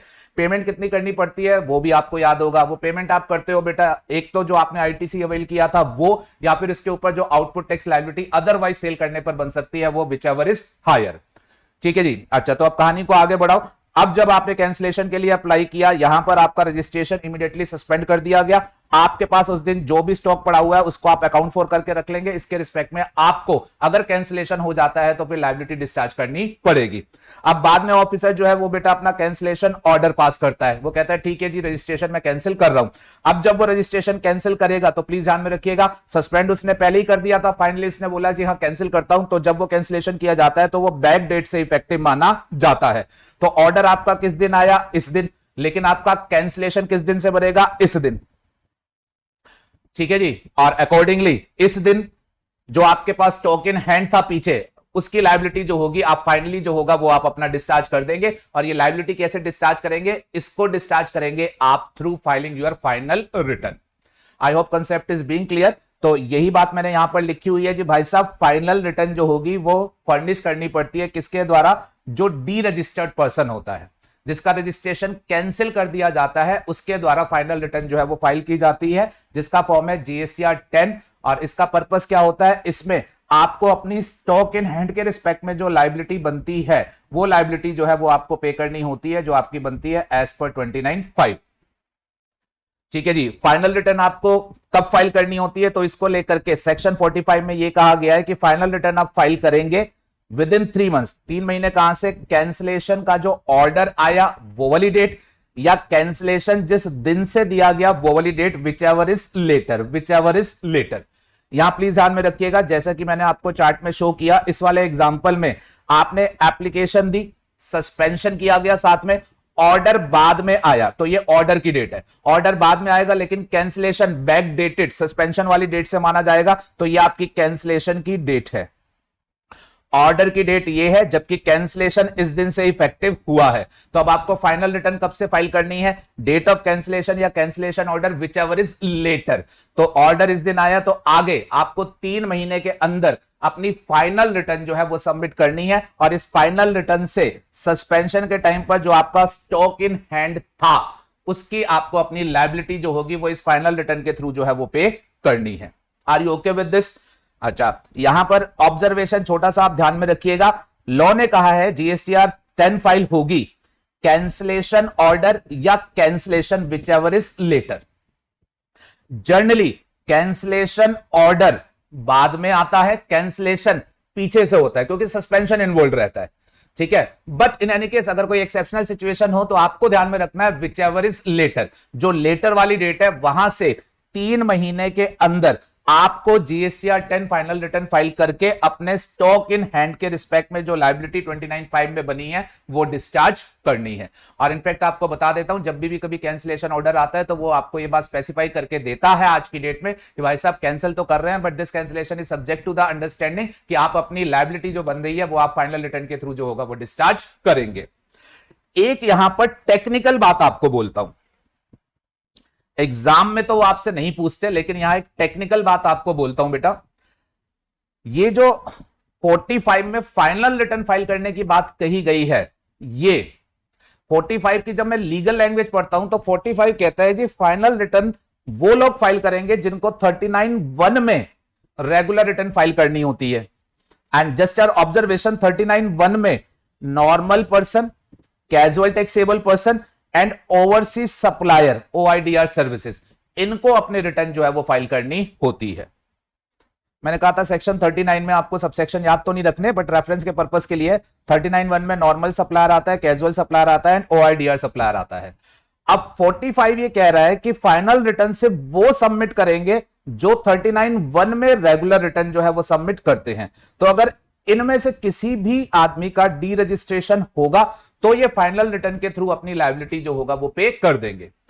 अब एक क्वेश्चन ये अराइज होता है कि अगर ये सप्लायर नहीं कोई और सप्लायर है, लेट्स सपोज कंपोजिशन सप्लायर है, लेट्स सपोज NRTP है, उनका रजिस्ट्रेशन जो है वो कैंसिल हुआ, तो उनके पास भी स्टॉक इन हैंड होगा, उनको भी स्टॉक इन हैंड के रिस्पेक्ट में जो है वो लायबिलिटी बनेगी, क्योंकि 29(5) तो सिंपली कहता है जिसका भी रजिस्ट्रेशन कैंसिल हुआ उसको पास स्टॉक इन हैंड में लायबिलिटी बनेगी। अब जो अदर सप्लायर हैं उनके ऊपर भी 29(5) में लायबिलिटी बनेगी, बट पॉइंट इज दैट वो पे कैसे करेंगे, इस बात को लेकर के जो है एक दिक्कत आ गई। दिक्कत क्यों आ गई? बिकॉज फाइनल रिटर्न की बात जो है वो सिर्फ 39(1) वालों के लिए जो है वो कही गई है। ये जो मैं आपसे चर्चा कर रहा हूं अदर लोगों की, ये जस्ट नॉलेज के लिए कर रहा हूं, एग्जाम में मुझे नहीं लगता इसके ऊपर वो क्वेश्चन पूछेंगे क्योंकि वो डिबेटेबल पॉइंट पर बात नहीं करते। अब इस केस में अदर सप्लायर के रिस्पेक्ट में अब दो व्यू जो है वो प्रैक्टिकली लोग ले रहे हैं। एक व्यू लोग ये ले रहे हैं कि वो ये कह रहे हैं क्योंकि इनको लेकर के फाइनल रिटर्न के प्रोविजन नहीं दिए गए हैं तो ये लोग अल्टीमेटली लायबिलिटी पे नहीं करेंगे। 29(5) ने भले ही क्रिएट करी हो, बट जब इनको फाइनल रिटर्न नहीं एप्लीकेबल कराई गई तो बिकॉज ऑफ दैट रीजन ये जो होगा ये पे नहीं करेंगे। दूसरा व्यू जो है वो कुछ लोगों के द्वारा ये लिया जाता है जी कोई बात नहीं, फाइनल रिटर्न एप्लीकेबल नहीं कराई गई है, कोई बात नहीं, ये लोग फाइनल रिटर्न से ना पे करें, ये लोग अपना GST DRC 03 से जो है उसको जो है वो पे कर दे। एक्चुअल में क्या व्यू अपहेल्ड होगा ये डिपार्टमेंट की तरफ से क्लैरिफिकेशन आनी चाहिए। प्राइमा फेसी मुझे ऐसा लगता है कि नहीं भाई, इनकी लायबिलिटी जो है वो बननी तो चाहिए, इन्हें पे तो करना चाहिए। चलिए खैर ये सब डिस्कशन जो है ये एक्स्ट्रा डिस्कशन है, इसको हम रिवीजन लेक्चर में ज्यादा तवज्जो नहीं देते हैं। सेक्शन 45 तक का मेरा यहां जो डिस्कशन हुआ आई होप आपको ये जो होगा ये क्लियर हो गया होगा। चलिए अब नेक्स्ट पेज पर आते हैं। नेक्स्ट पेज पर मैंने फर्दर कुछ चार्ट दिए हैं, इसमें से पहला चार्ट जो है वो मैंने दिया about rectification of mistakes in the return. ठीक है, इसमें कुछ खास बात नहीं है। अब बेटा रिटर्न की बात करेंगे तो 39 में रेगुलर रिटर्न है, 44 में हमारे पास एनुअल रिटर्न है। ठीक है, आप इस बात को ध्यान में रखेंगे, आपकी मिस्टेक रेगुलर रिटर्न में भी हो सकती है, आपकी मिस्टेक जो है वो एनुअल रिटर्न फाइलिंग में भी हो सकती है। आपकी अगर रेगुलर रिटर्न में मिस्टेक होती है तो उसके रेक्टिफिकेशन का जिक्र सेक्शन 39 में किया गया है, लेकिन अगर आपकी एनुअल रिटर्न में कोई मिस्टेक होती है तो उसके रेक्टिफिकेशन के कोई प्रोविजन सेक्शन 44 में जो है वो नहीं दिए गए हैं। पहली बात ये ध्यान में रखेंगे। अच्छा, सेक्शन 39 वो अब आपका ये कहता है रेगुलर रिटर्न फाइलिंग के टाइम पर अगर किसी व्यक्ति से मिस्टेक हो जाती है, किसी भी तरीके का एरर या ओमिशन हो जाता है, तो वो व्यक्ति जो है उस एरर या ओमिशन को जो है वो ठीक कर सकता है अगर वो एरर और ओमिशन उसे खुद से पता चले। अगर वो एरर या ओमिशन वो उसकी नॉलेज में आता है कि उसकी कोई स्क्रूटनी, ऑडिट, इंस्पेक्शन या फिर एनफोर्समेंट डिपार्टमेंट के द्वारा किया गया था उस दौरान, तो फिर वो उसे नेक्स्ट रिटर्न में जो है वो रेक्टिफाई नहीं कर सकता। अगर खुद से उसको मिस्टेक पता चलती है तो ही जो है वो नेक्स्ट रिटर्न के थ्रू जो है वो उसे रेक्टिफाई कर सकता है। Are you okay with this?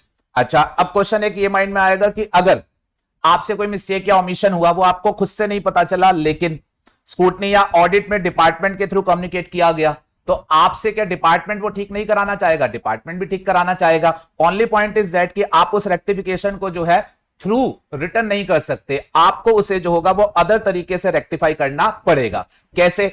अगर उस एरर या ओमिशन की वजह से आपका कोई टैक्स पेबल बन रहा होगा तो आप DRC 03 से टैक्स पे करके जो होगा वॉलंटरीली पे करके एरर और ओमिशन करेक्ट कर लेना।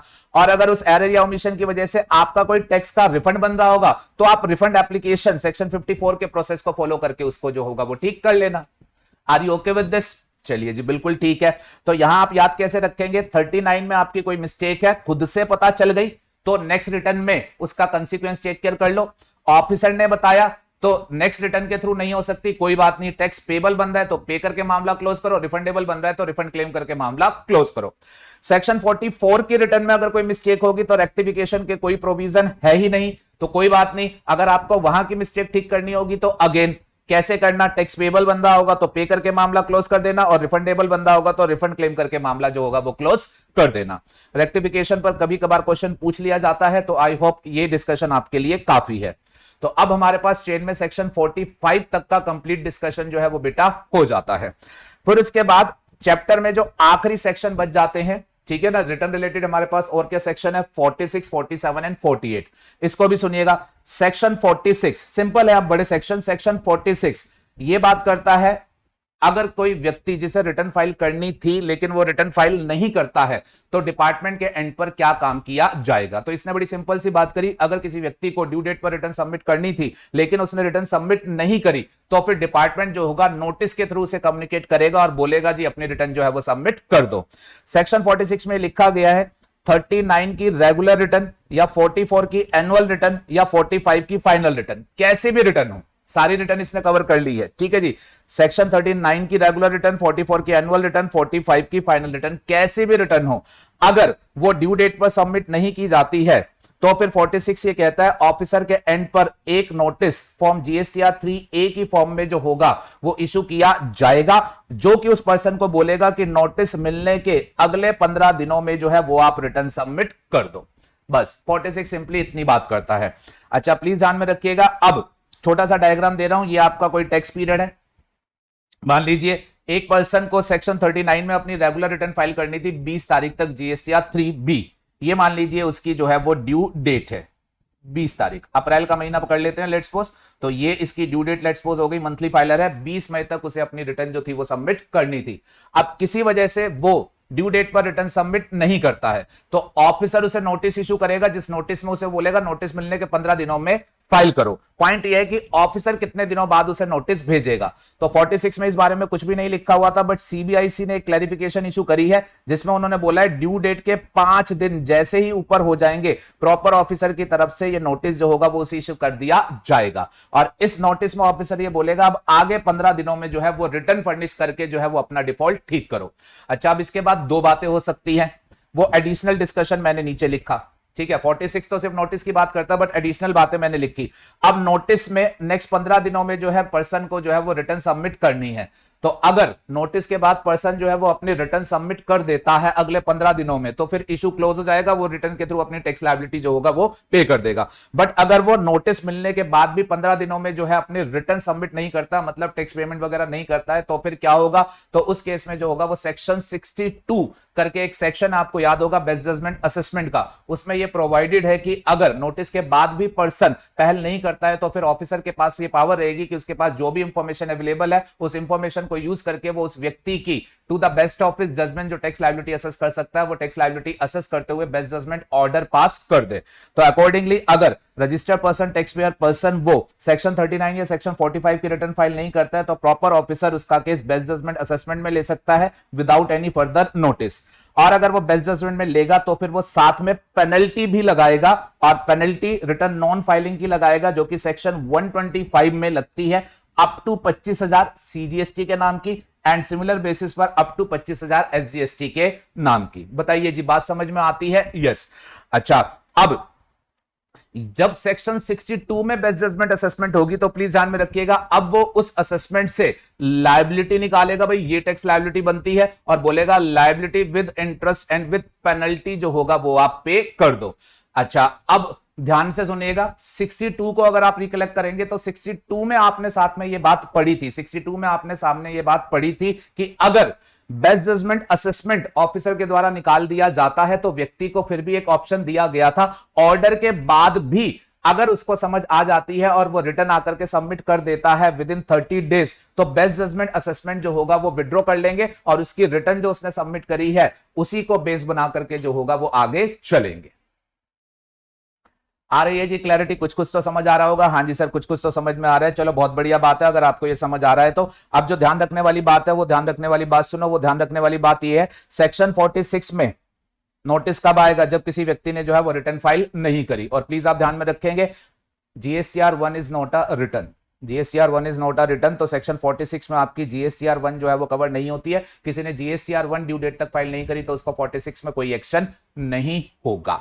दूसरा जीएसटीआर 8 जो टैक्स कलेक्टर ईसीओ की रिटर्न होती है, ध्यान में रखिएगा, वो सेक्शन 52 में फाइल होती है और यहां पर सेक्शन 52 जो है वो कवर नहीं है।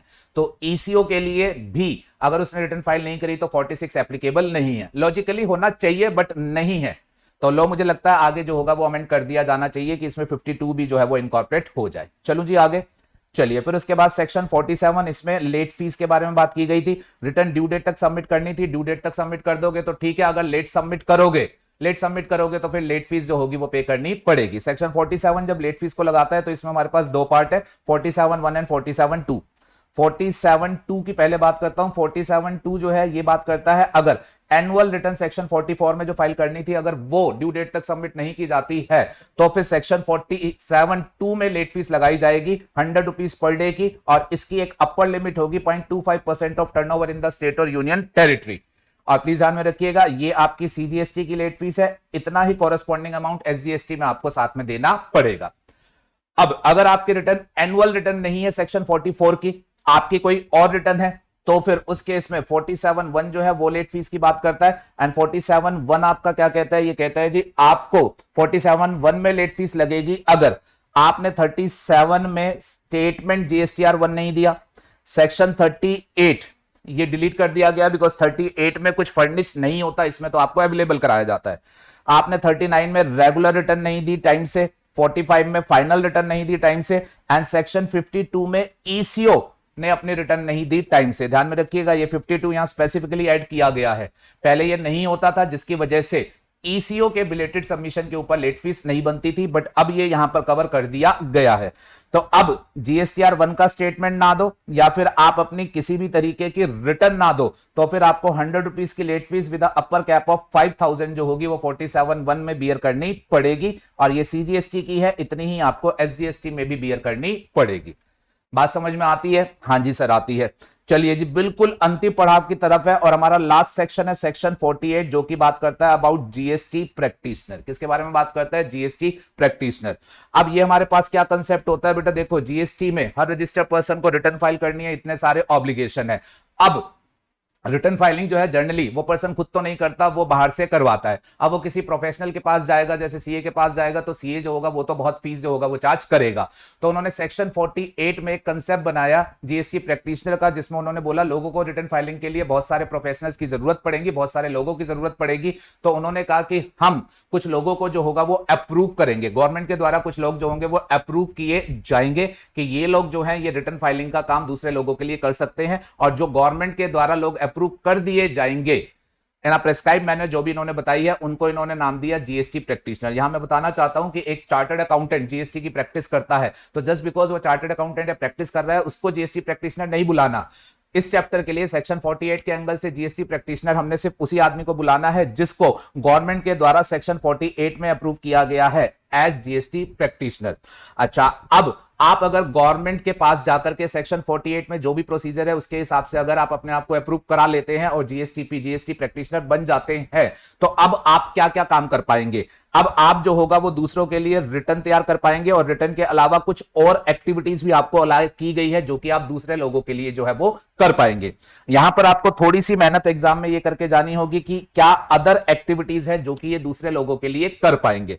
तो जो अदर एक्टिविटीज इन लोगों के लिए अलाउ की गई है, जो अदर एक्टिविटीज इन लोगों के लिए अलाउ की गई है वो मैंने यहां मेंशन करी है।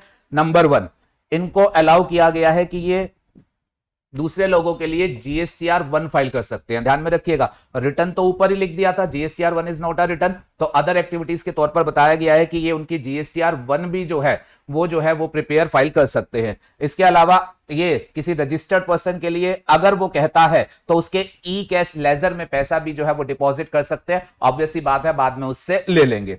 इसके अलावा ये रजिस्टर्ड पर्सन को ई वे बिल प्रिपरेशन में जो है वो भी मदद कर सकते हैं। अच्छा, फिर उसके बाद अब जरा ध्यान से सुनिएगा, ये रजिस्टर्ड पर्सन को अगर वो आगे चल करके अपना रजिस्ट्रेशन अमेंड कराना चाहता है, अमेंडमेंट एप्लीकेशन में मदद कर सकते हैं। अगर वो कैंसिल कराना चाहता है तो कैंसिलेशन में भी मदद कर सकते हैं। यहां point to be highlighted is that अगर कोई पर्सन आता है और ये कहता है मेरा रजिस्ट्रेशन करवा दो, तो ये रजिस्ट्रेशन नहीं करवाएंगे, उसका रजिस्ट्रेशन के लिए इनको जो है वो पावर नहीं दी गई है। पर रजिस्टर्ड पर्सन इनके पास आया और वो अमेंडमेंट या कैंसिलेशन कराने की बात कर रहा है तो ये उसके लिए अमेंडमेंट एप्लीकेशन या कैंसिलेशन एप्लीकेशन सबमिशन का काम कर सकते हैं।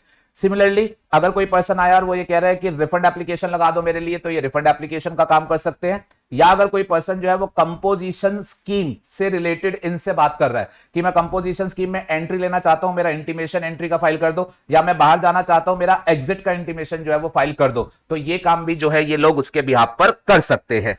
फिर उसके बाद अगर रजिस्टर्ड पर्सन आपसे जॉब वर्क का चालान बनवाना चाहता है, जॉब वर्क पर वो माल भेजना चाहता है, उसके लिए चालान बनाना चाहता है, तो वो भी आप उसके लिए काम कर सकते हैं। और यूईएन, यूनिक एनरोलमेंट नंबर, आपको याद होगा ट्रांसपोर्टर के लिए कहानी थी, ट्रांसपोर्टर ई वे बिल के पर्पस के लिए अगर वो जीएसटी में रजिस्टर्ड नहीं भी है तो भी उन्हें ई वे बिल पर्पस के लिए ट्रांसपोर्ट आईडी चाहिए होती है, जो कि बेसिकली उन्हें मिलती है ई वे बिल की साइट पर जब वो जाते हैं और वो यूईएन लेते हैं।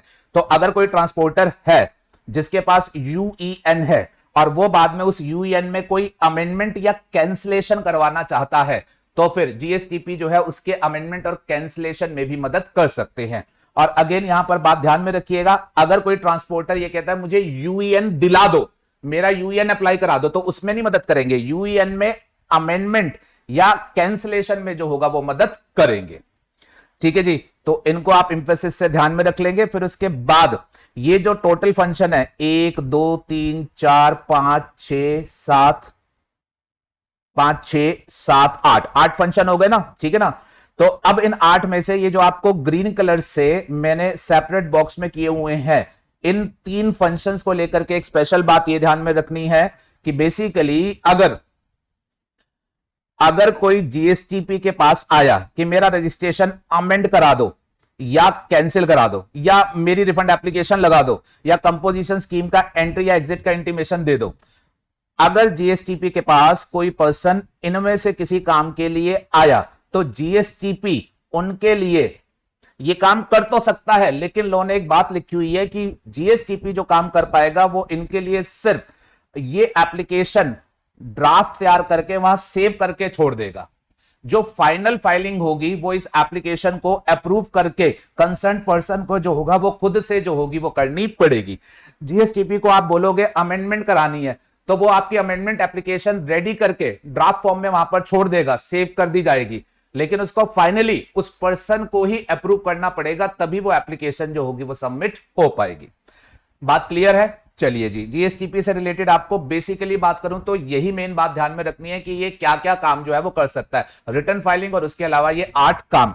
बाकी कंसेप्चुअल डिस्कशन अगर पूरा करें तो अब बात आती है कि गवर्नमेंट अप्रूव करने वाली है जीएसटी प्रैक्टिशनर को, तो क्या जीएसटी प्रैक्टिशनर बनने के लिए कोई एलिजिबिलिटी की कंडीशन भी लगाई जाएगी? ऑब्वियस सी बात है, लगाई जाएगी।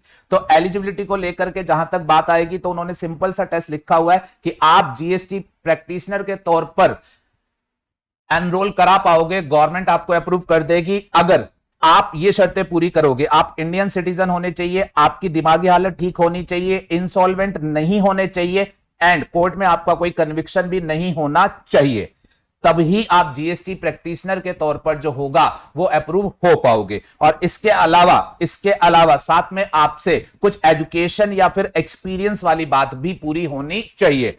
एजुकेशन और एक्सपीरियंस को लेकर के वो ये कहते हैं कि भाई या तो आप रिटायर्ड ऑफिसर होने चाहिए, सेल्स टैक्स डिपार्टमेंट के, सीबीआईसी के, या फिर आप सेल्स टैक्स प्रैक्टिशनर हो या फिर सेल्स टैक्स के लॉ में टैक्स रिटर्न प्रिपेयर हो। जीएसटी से पहले जो होता था आप सेल्स टैक्स प्रैक्टिशनर हो या फिर टैक्स रिटर्न प्रिपेयर हो जिसके पास 5 साल से ज्यादा का एक्सपीरियंस रहा हो अंडर सेल्स टैक्स लॉ में, या फिर आप जो है ग्रेजुएट हो, पोस्ट ग्रेजुएट हो या किसी फॉरेन यूनिवर्सिटी की रिकॉग्नाइज्ड डिग्री रखते हो, या फिर आप सीए, सीएस, सीडब्ल्यूए के फाइनल एग्जाम क्लियर कर चुके हो, या फिर अदर कोई रिकॉग्निशन जो गवर्नमेंट बोले आप वो रखते हो। ठीक है, तो all this you are supposed to memorise, बाकी इसमें कोई खास बात नहीं है। We don't expect much question in the examination. Eligibility तभी आएगी जब आप सिटीजन होंगे, दिमाग ठीक होगा, इंसॉल्वेंट नहीं होंगे, कन्विक्टेड नहीं होंगे और इनमें से कोई एजुकेशन या एक्सपीरियंस आपके पास होगा।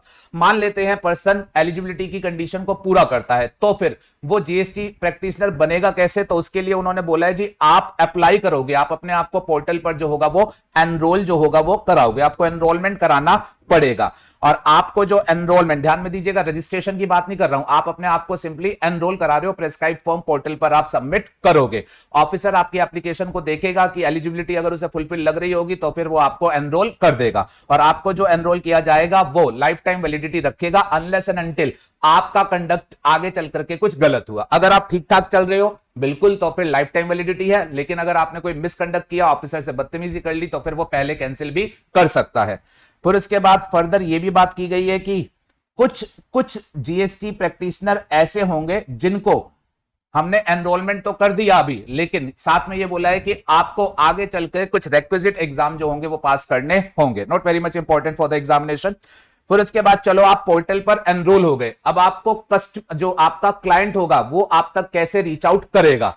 तो उन्होंने बोला मान लीजिए मैं एक रजिस्टर्ड पर्सन हूं और मुझे जीएसटी प्रैक्टिशनर की जरूरत है, तो मैं कॉमन पोर्टल पर जाऊंगा, वहां पर मुझे जीएसटी प्रैक्टिशनर जो भी एनरोल होंगे उनकी लिस्ट दिखाई देगी, और उसमें से मैं जिस किसी को भी अपने काम के पर्पस के लिए एंगेज करना चाहता हूं मैं उसको एक एंगेजमेंट लेटर जो होगा वो पोर्टल पर दूंगा।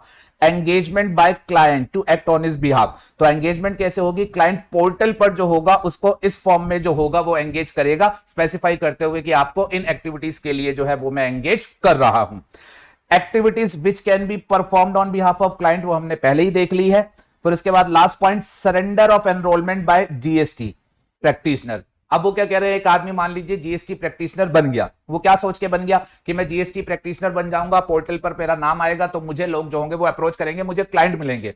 बट मान लीजिए लोग जीएसटी प्रैक्टिशनर को पोर्टल पर आकर अपॉइंट ही नहीं कर रहे, वो अभी भी अपने ट्रेडिशनल सीए के पास जा रहे हैं, तो व्यक्ति को यह लगा कि मेरी जो सोच थी कि क्लाइंट मिलेंगे वो तो पूरी नहीं हो रही, तो फिर क्या फायदा, मैं जीएसटी प्रैक्टिशनर नहीं रहना चाहता। तो लोग कहते हैं जी आपकी मर्जी, आप जब मर्जी चाहे अपना एनरोलमेंट जो है वो सरेंडर कर सकते हैं, हमें उसमें कोई दिक्कत नहीं है। Last and the miscellaneous point, condition for appearance before authority on behalf of client.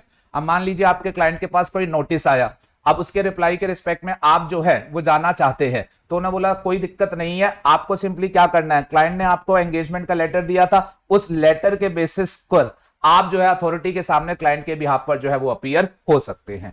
I hope ये सारी बातें आपको समझ में आ गई होंगी। इसके साथ हमारा सेक्शन 37 टू सेक्शन 48 का सारा डिस्कशन जो है वो कंप्लीट होता है। चलिए, जब आपके साथ रिटर्न रिलेटेड सभी प्रोविजन का डिस्कशन कंप्लीट हो जाता है, सेक्शन 37 से लेकर के सेक्शन 48 सभी सेक्शन जो है वो मैंने आपके साथ जो है वो डिस्कस कर लिए हैं। अब थोड़ा सा रिवीजन को हम डेप्थ में ले जाते हैं। एग्जामिनर जब आपके पास रिटर्न रिलेटेड चैप्टर से क्वेश्चन पूछता है तो जो उसका फोकस एरिया रहता है वो बेसिकली रहता है वो रजिस्टर्ड पर्सन जो कि जीएसटीआर 3B की रिटर्न जो है वो फाइल करने वाले होते हैं, उनके ऊपर काफी क्वेश्चन जो है वो एग्जामिनर पूछता है। तो थोड़ा सा डेप्थ में जो है अब मैं आपके साथ बात कर रहा हूं about provision as to GSTR 3B filer. अब जीएसटीआर 3B रिटर्न वो किनको फाइल करनी होती है, आप हमेशा याद रखेंगे, normal supplier including casual taxable person. और उनको अपनी जीएसटीआर 3B कब तक फाइल करनी होती है, तो वो डिपेंड करता है कि वो नॉन क्यूआरएमपी कैटेगरी के हैं या फिर क्यूआरएमपी कैटेगरी के हैं। अगर वो नॉन क्यूआरएमपी कैटेगरी के हैं तो वो मंथली बेसिस पर जीएसटीआर 3B देंगे 20 तारीख तक, और अगर वो क्यूआरएमपी कैटेगरी के हैं तो वो क्वार्टरली बेसिस पर जीएसटीआर 3B देंगे 22 तारीख को या फिर 24 तारीख तक, डिपेंडिंग अपॉन वो इंडिया में किस जगह जो है वो लोकेटेड है। अब आपके पास एग्जामिनर जो है वो पूछता है क्यूआरएमपी स्कीम को लेकर के काफी सारे क्वेश्चन कि क्यूआरएमपी स्कीम क्या होती है, इसमें कौन लोग एलिजिबल होते हैं और इस स्कीम में वो किस तरीके से काम करते हैं। क्यूआरएमपी स्कीम को लेकर के मैं आपके साथ एक डिटेल वीडियो जो होगा वो अलग से शेयर करूंगा, अभी उस इशू को हम साइड कर देते हैं। अभी मेरा फोकस एरिया जो है उसको जरा आप ध्यान से सुनिएगा। जो भी व्यक्ति जीएसटीआर 3B की रिटर्न फाइल करने वाले होते हैं उन लोगों के लिए लॉ ने एक ऑब्लिगेशन एडिशनली क्या लगा रखा है कि जीएसटीआर 3B की रिटर्न फाइल करने से पहले उन्हें अपना GSTR 1 statement of outward supply जो होगा वो सबमिट करना होता है। एंड जीएसटीआर 1 के ऊपर काफी क्वेश्चन एग्जामिनेशन में आते हैं, तो जरा उनको फटाफट से रिवाइज कर लेते हैं। जीएसटीआर 1 की फाइलिंग की बात जो है वो कही जाती है सेक्शन 37 रेड विद रूल 59 में। अब ये कहता है कि जो भी normal person casual taxable person है, बेसिकली जो भी जीएसटीआर 3B के रिटर्न फाइलर होंगे उन्हें अपनी रिटर्न सबमिट करने से पहले जीएसटीआर 1 सबमिट करके अपनी आउटवर्ड सप्लाई की रिटर्न जो होगी वो सबमिट करनी पड़ेगी। और जीएसटीआर 1 जो होगा वो इन्हें कब तक सबमिट करना है, सिंपल सा, अगर आप नॉन क्यूआरएमपी टैक्स पेयर हो, मंथली जीएसटीआर 3B के ऑब्लिगेशन में हो, तो आपका जीएसटीआर 1 भी जो होगा वो मंथली ही जाएगा। और ये आपको महीना खत्म होने के बाद, लॉ में वैसे 10 तारीख लिखा हुआ था बट प्रेजेंटली एक्सटेंडेड डेट चल रही है 11 तारीख, और आपको एग्जाम पर्पस के लिए 11 जो है वही यूज करनी है। अगर आप क्यूआरएमपी कैटेगरी के टैक्स पेयर हो तो आपकी जीएसटीआर 3B क्वार्टरली जाती है, तो अकॉर्डिंगली आपकी जो जीएसटीआर 1 होगी वो भी आपको क्वार्टरली बेसिस पर ही जो है वो फाइल करनी है। यहां पर भी लॉ ने इनकी डेट वैसे 10 लिखी थी, बट प्रेजेंटली इनकी एक्सटेंडेड डेट जो है वो 13 चल रही है, तो आपको 13 जो है वही जो है वो याद रखनी है। मैं दोहरा देता हूं, नॉन क्यूआरएमपी वाला जो होगा वो अपना मंथली जीएसटीआर 1 देगा 11 तारीख तक, ओके। और जो क्यूआरएमपी वाला होगा वो अपनी क्वार्टरली जीएसटीआर 1 देगा कब तक, वो अपनी देगा जी 13 तारीख तक, ठीक है। फिर उसके बाद मैंने आपको बताया था जीएसटीआर 1, ये बड़ा सिग्निफिकेंट है। जीएसटीआर 1 में ये व्यक्ति जब अपनी आउटवर्ड सप्लाई डिक्लेयर करेगा तो यहां से ऑटो पॉपुलेशन होता है, और मैंने आपको बताया था 2 जगह ऑटो पॉपुलेशन होता है। एक, आप यहां पर जो अपनी लायबिलिटी बताते हो वो आपकी जीएसटीआर 3B में कम्युनिकेट कर दी जाती है कि आपको डबल एंट्री ना करनी पड़े। दूसरा, और जो इसका इंपॉर्टेंट रोल है वो है रेसिपिएंट को। आप जो अपनी आउटवर्ड सप्लाई रिपोर्ट करोगे वो आगे कम्युनिकेट की जाएगी रेसिपिएंट को उसके 2A एंड 2B में, जिसके बेसिस पर वो आगे जो होगा वो आईटीसी अवेल करेगा। अब यहां से एक कंसेप्ट निकल करके आता है, जरा ध्यान से सुनिएगा। अगर जो जीएसटीआर 1 फाइलर है वो नॉन क्यूआरएमपी कैटेगरी का है तो वो मंथली बेसिस पर अपनी जीएसटीआर 1 फाइल करेगा 11 तारीख तक, और जब वो अपनी जीएसटीआर 1 ऐसे फाइल करेगा तो सामने वाले को ये ऑटो पॉपुलेट कर दी जाएगी 2A 2B में, और अकॉर्डिंगली उसको भी मंथली बेसिस पर जो होगा वो आईटीसी मिल जाएगा। लेकिन जो क्यूआरएमपी कैटेगरी वाले हैं उनके लिए लॉ ने बोला कि भाई साहब आप जीएसटीआर 1 क्वार्टरली दोगे। अब ये अगर क्वार्टरली देंगे तो इनके यहां से जो ऑटो पॉपुलेशन होगा वो क्वार्टरली बेसिस पर अगर हुआ तो सामने वाले का आईटीसी डिले हो सकता है। ऐसा ना हो तो लॉ ने क्यूआरएमपी टैक्स पेयर को एक स्पेशल फैसिलिटी दी थी, याद आती है आपको? जी हां, बिल्कुल सही पकड़ा आपने पढ़ी थी invoice furnishing facility. Invoice furnishing facility जो कि इन क्यूआरएमपी टैक्स पेयर की कैटेगरी वालों को दी गई थी। इनको बोला गया था आप जीएसटीआर 1 क्वार्टरली भरोगे तो लेट आईटीसी दूसरे को कम्युनिकेट होगा, और अगर आपके बायर इस बात से नाराज हो रहे हैं तो आपको हम ऑप्शनल बेसिस पर एक फैसिलिटी दे रहे हैं कि आप जो है वो जीएसटीआर 1 भले ही क्वार्टरली भर लेना, लेकिन आप क्या करो, ये जो पहले 2 महीने हैं इन 2 महीनों में आप अपने इनवॉइस की डिटेल जो है वो अलग से आईएफएफ फैसिलिटी को यूज करके जो है वो सबमिट कर सकते हो। अच्छा, यहां आपको इंपॉर्टेंट बात ध्यान में रखनी है कि बेटा जो आईटीसी का इशू आएगा वो आता है only in respect of B2B supply. B2C supply में तो कोई आईटीसी होता नहीं है, तो क्योंकि हम आईटीसी के इशू को मैनेज करना चाहते हैं तो जो इनवॉइस फर्निशिंग फैसिलिटी का कंसेप्ट यूज होता है वो यूज होता है only in respect of B2B supply. और हमने क्या प्रोविजन पढ़े थे कि आप मंथ 1 में अगर अपने कस्टमर को आईटीसी अवेलेबल कराना चाहते हो जल्दी, तो आप क्या कर सकते हो, आप इनवॉइस फर्निशिंग फैसिलिटी को यूज करके जो अपनी B2B सप्लाई है वो इसमें जो है वो रिपोर्ट कर सकते हो। लेकिन यहां पर हमने एक रेस्ट्रिक्शन भी लगाई थी। हमने क्या बोला था, आप जो मंथली आईएफएफ यूज करोगे उसमें आपकी रेस्ट्रिक्शन ये रहेगी कि आप उसमें B2B इनवॉइस जो होगा वो रिपोर्ट करोगे, बट वो 50 लाख तक की कॉम्युलेटिव वैल्यू के ही आप रिपोर्ट कर सकते हो। अगर आपकी इस महीने में 70 लाख रुपए की वैल्यू की B2B सप्लाई है तो आपको रेस्ट्रिक्शन है 50 लाख तक के कोई भी इनवॉइस डिक्लेयर कर लो, 20 लाख को आप यहां नहीं कर पाओगे, उसको जो होगा वो आगे जो होगा वो डिक्लेयर करना। तो ये रेस्ट्रिक्शन यहां पर इंपॉर्टेंट है, प्लीज ध्यान में रखिएगा। अच्छा, और आईएफएफ कब तक फाइल करनी होती है, तो बेटा आईएफएफ जो है वो अगेन 13 तारीख तक फाइल करना जो है वो आपको अलाउ किया जाता है। ये आपका हो गया मंथ 1। ऐसे ही मंथ 2, अभी आपको जीएसटीआर 1 फाइल नहीं करनी लेकिन क्रेडिट पास ऑन करने हैं, तो आप मंथ 2 के लिए भी ऑप्शनल बेसिस पर आईएफएफ जो है वो फाइल कर सकते हो, जिसमें आप अपनी B2B supply but restricted value 50 lakh तक की जो है वो डिक्लेयर कर सकते हो। 13 तारीख तक जो होगा वो आप डिक्लेयर कर सकते हो। तो इससे आपके कस्टमर के पास जो होगा वो टाइमली क्रेडिट पहुंच जाएगा। जब मंथ 3 की बात आएगी तो मंथ 3 जब खत्म होगा उसके बाद तो जीएसटीआर 1 की डेट आ जाएगी, तो आप जीएसटीआर 1 के थ्रू ही जो होगा वो आगे क्रेडिट जो होगा वो पास ऑन करना। तो प्लीज ध्यान में रखिएगा, जो नॉन क्यूआरएमपी कैटेगरी वाला है उसके लिए तो कोई दिक्कत ही नहीं है, वो अपनी मंथली जीएसटीआर 1 जो होगा वो फाइल करेगा, और अपनी उस मंथली जीएसटीआर 1 जो वो फाइल करेगा उसमें वो अपनी सभी तरीके की सप्लाई जो होगा वो रिपोर्ट कर देगा, और क्रेडिट जो होगा वो जहां जहां पास ऑन होना होगा वो वहां वहां पास ऑन हो जाएगा। क्यूआरएमपी कैटेगरी वाला जो होगा उसको ये ध्यान में रखना है कि वो अगर कस्टमर को क्रेडिट टाइमली पहुंचाना चाहता है तो वो ऑप्शनल बेसिस पर पहले महीने में आईएफएफ 13 तारीख तक, दूसरे महीने में आईएफएफ 13 तारीख तक फाइल कर ले, उसमें B2B सप्लाई जो है वो रिपोर्ट कर दे। फिर क्वार्टर खत्म होने के बाद वो जो होगा वो अपनी जीएसटीआर 1 फाइल करे। और प्लीज ध्यान में रखिएगा, जीएसटीआर 1 जब वो फाइल करेगा तो अब इसमें उसको जो बची हुई B2B सप्लाई है वो डिक्लेयर करनी है, और इसके अलावा B2C सप्लाई जो कि आईएफएफ में नहीं आती है वो सारी की सारी जो है वो इसे इस जीएसटीआर 1 में जो है वो कवर अप करनी है। तो ये कंसेप्ट आप छोटा सा जो होगा वो ध्यान में रखेंगे। अच्छा, फिर उसके बाद एक और इंपॉर्टेंट एक्सपेक्ट जिसके ऊपर एग्जाम में क्वेश्चन आ जाते हैं वो ये आ जाता है कि ये जो जीएसटीआर 1 या आईएफएफ जो भी है ये फाइल होती है, इसमें जब आप अपनी आउटवर्ड सप्लाई की डिटेल्स रिपोर्ट करते हैं तो वो आप रिपोर्ट किस तरीके से करते हैं, तो उसको लेकर के लॉ ने स्पेसिफिकली बता रखा है कि आप क्या तरीका यूज करेंगे जब आप अपनी डिटेल्स जो होंगी जीएसटीआर 1 में जो होगा वो फर्निश करेंगे। बड़ा सिंपल सा उन्होंने बोल रखा है।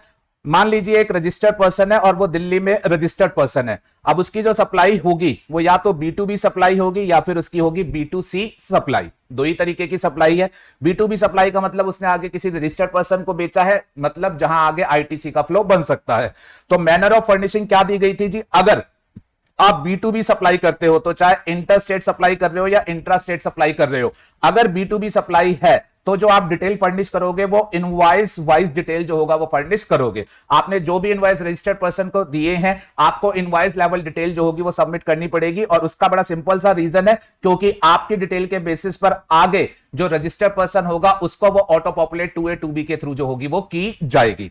बात करते हैं अगर आपकी सप्लाई है B2C सप्लाई, मतलब अनरजिस्टर्ड पर्सन को आपने सप्लाई किया है, तो यहां पर कोई क्रेडिट की डिटेल जो है वो फाइल क्रेडिट की डिटेल जो है वो कहीं आगे फ्लो नहीं होनी है। तो यहां पर लॉ ने बोला था कि आपको इनवॉइस लेवल डिटेल देने की जरूरत नहीं है, आप जो है वो कंसोलिडेटेड डिटेल भी जो है वो दे सकते हैं। लेकिन एक स्पेशल पॉइंट यहां पर यह कहा गया था कि आपको यह देखना होगा कि अगर आपने B2C सप्लाई करी है और वो इंटरस्टेट है और इसमें लार्ज वैल्यू के इनवॉइसेस हैं, क्या आपकी B2C सप्लाई है वो इंटरस्टेट सप्लाई है और उसमें लार्ज वैल्यू के इनवॉइसेस है, जिसका मतलब होता था 2.5 लाख या उससे ज्यादा की वैल्यू के इनवॉइस, तो ऑल्दो इसमें क्रेडिट का कोई भी फ्लो नहीं होना है, बट फिर भी लॉ ने बोला था इसकी भी हमें इनवॉइस लेवल डिटेल आपसे चाहिए।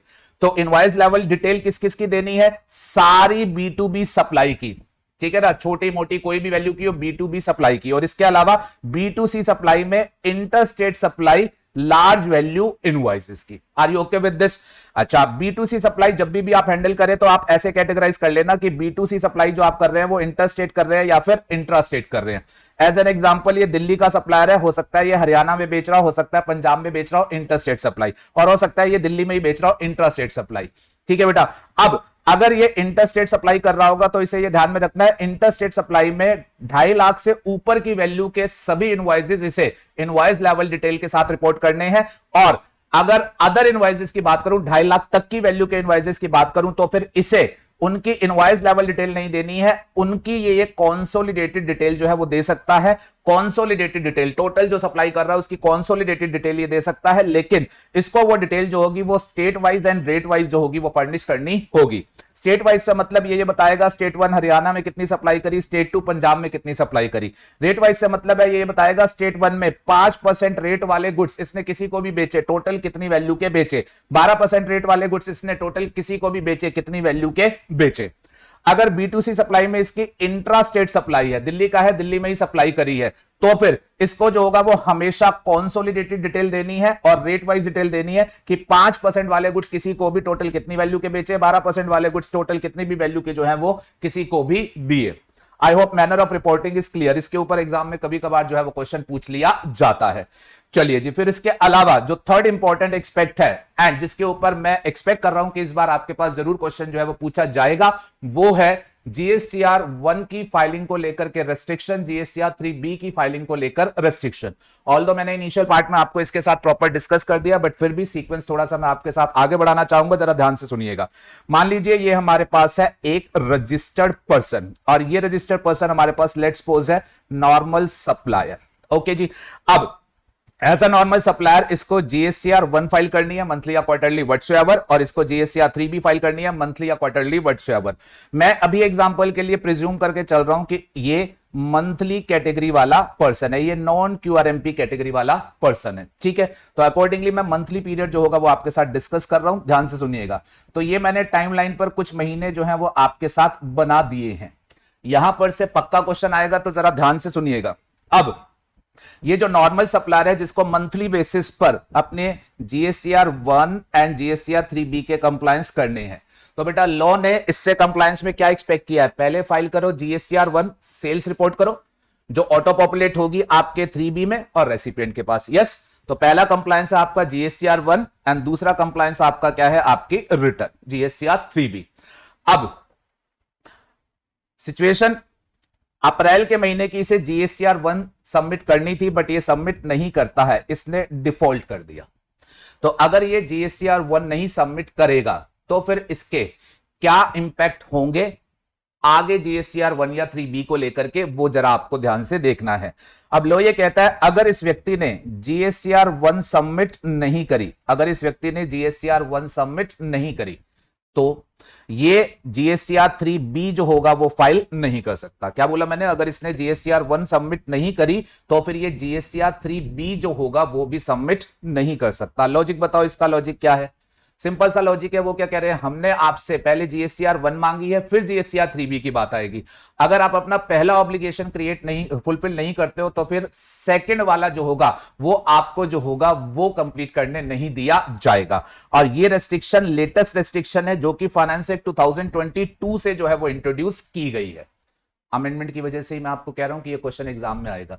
बेटा पहले लोग कुछ ऐसे चल रहा होता था कि अगर किसी व्यक्ति ने जीएसटीआर 1 फाइल नहीं करी, कोई बात नहीं, वो उसे जीएसटीआर 3B फाइल करने देते थे। लोग की पहले अंडरस्टैंडिंग क्या थी, 1 नहीं करी कोई बात नहीं, 3B से अगर वो टैक्स पेमेंट करना चाह रहा है तो उसे करने दो।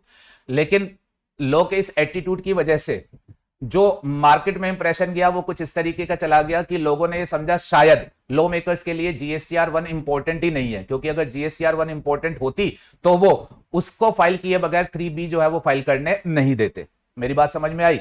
तो ये गलत इंप्रेशन मार्केट में जा रहा था, तो उसको कंट्रोल करने के पर्पस के लिए फाइनेंस एक्ट 2022 से अमेंडमेंट की गई और सेक्शन 39 जिसमें रिटर्न फाइल की जाती है उसमें स्पेसिफिक प्रोविजन इंट्रोड्यूस किए गए, जिसमें लिखा गया कि अगर जीएसटीआर 1 किसी व्यक्ति ने टैक्स पीरियड की फाइल नहीं करी है तो उसको जीएसटीआर 3B जो होगी वो फाइल करना अलाउ नहीं किया जाएगा। Are you okay with this?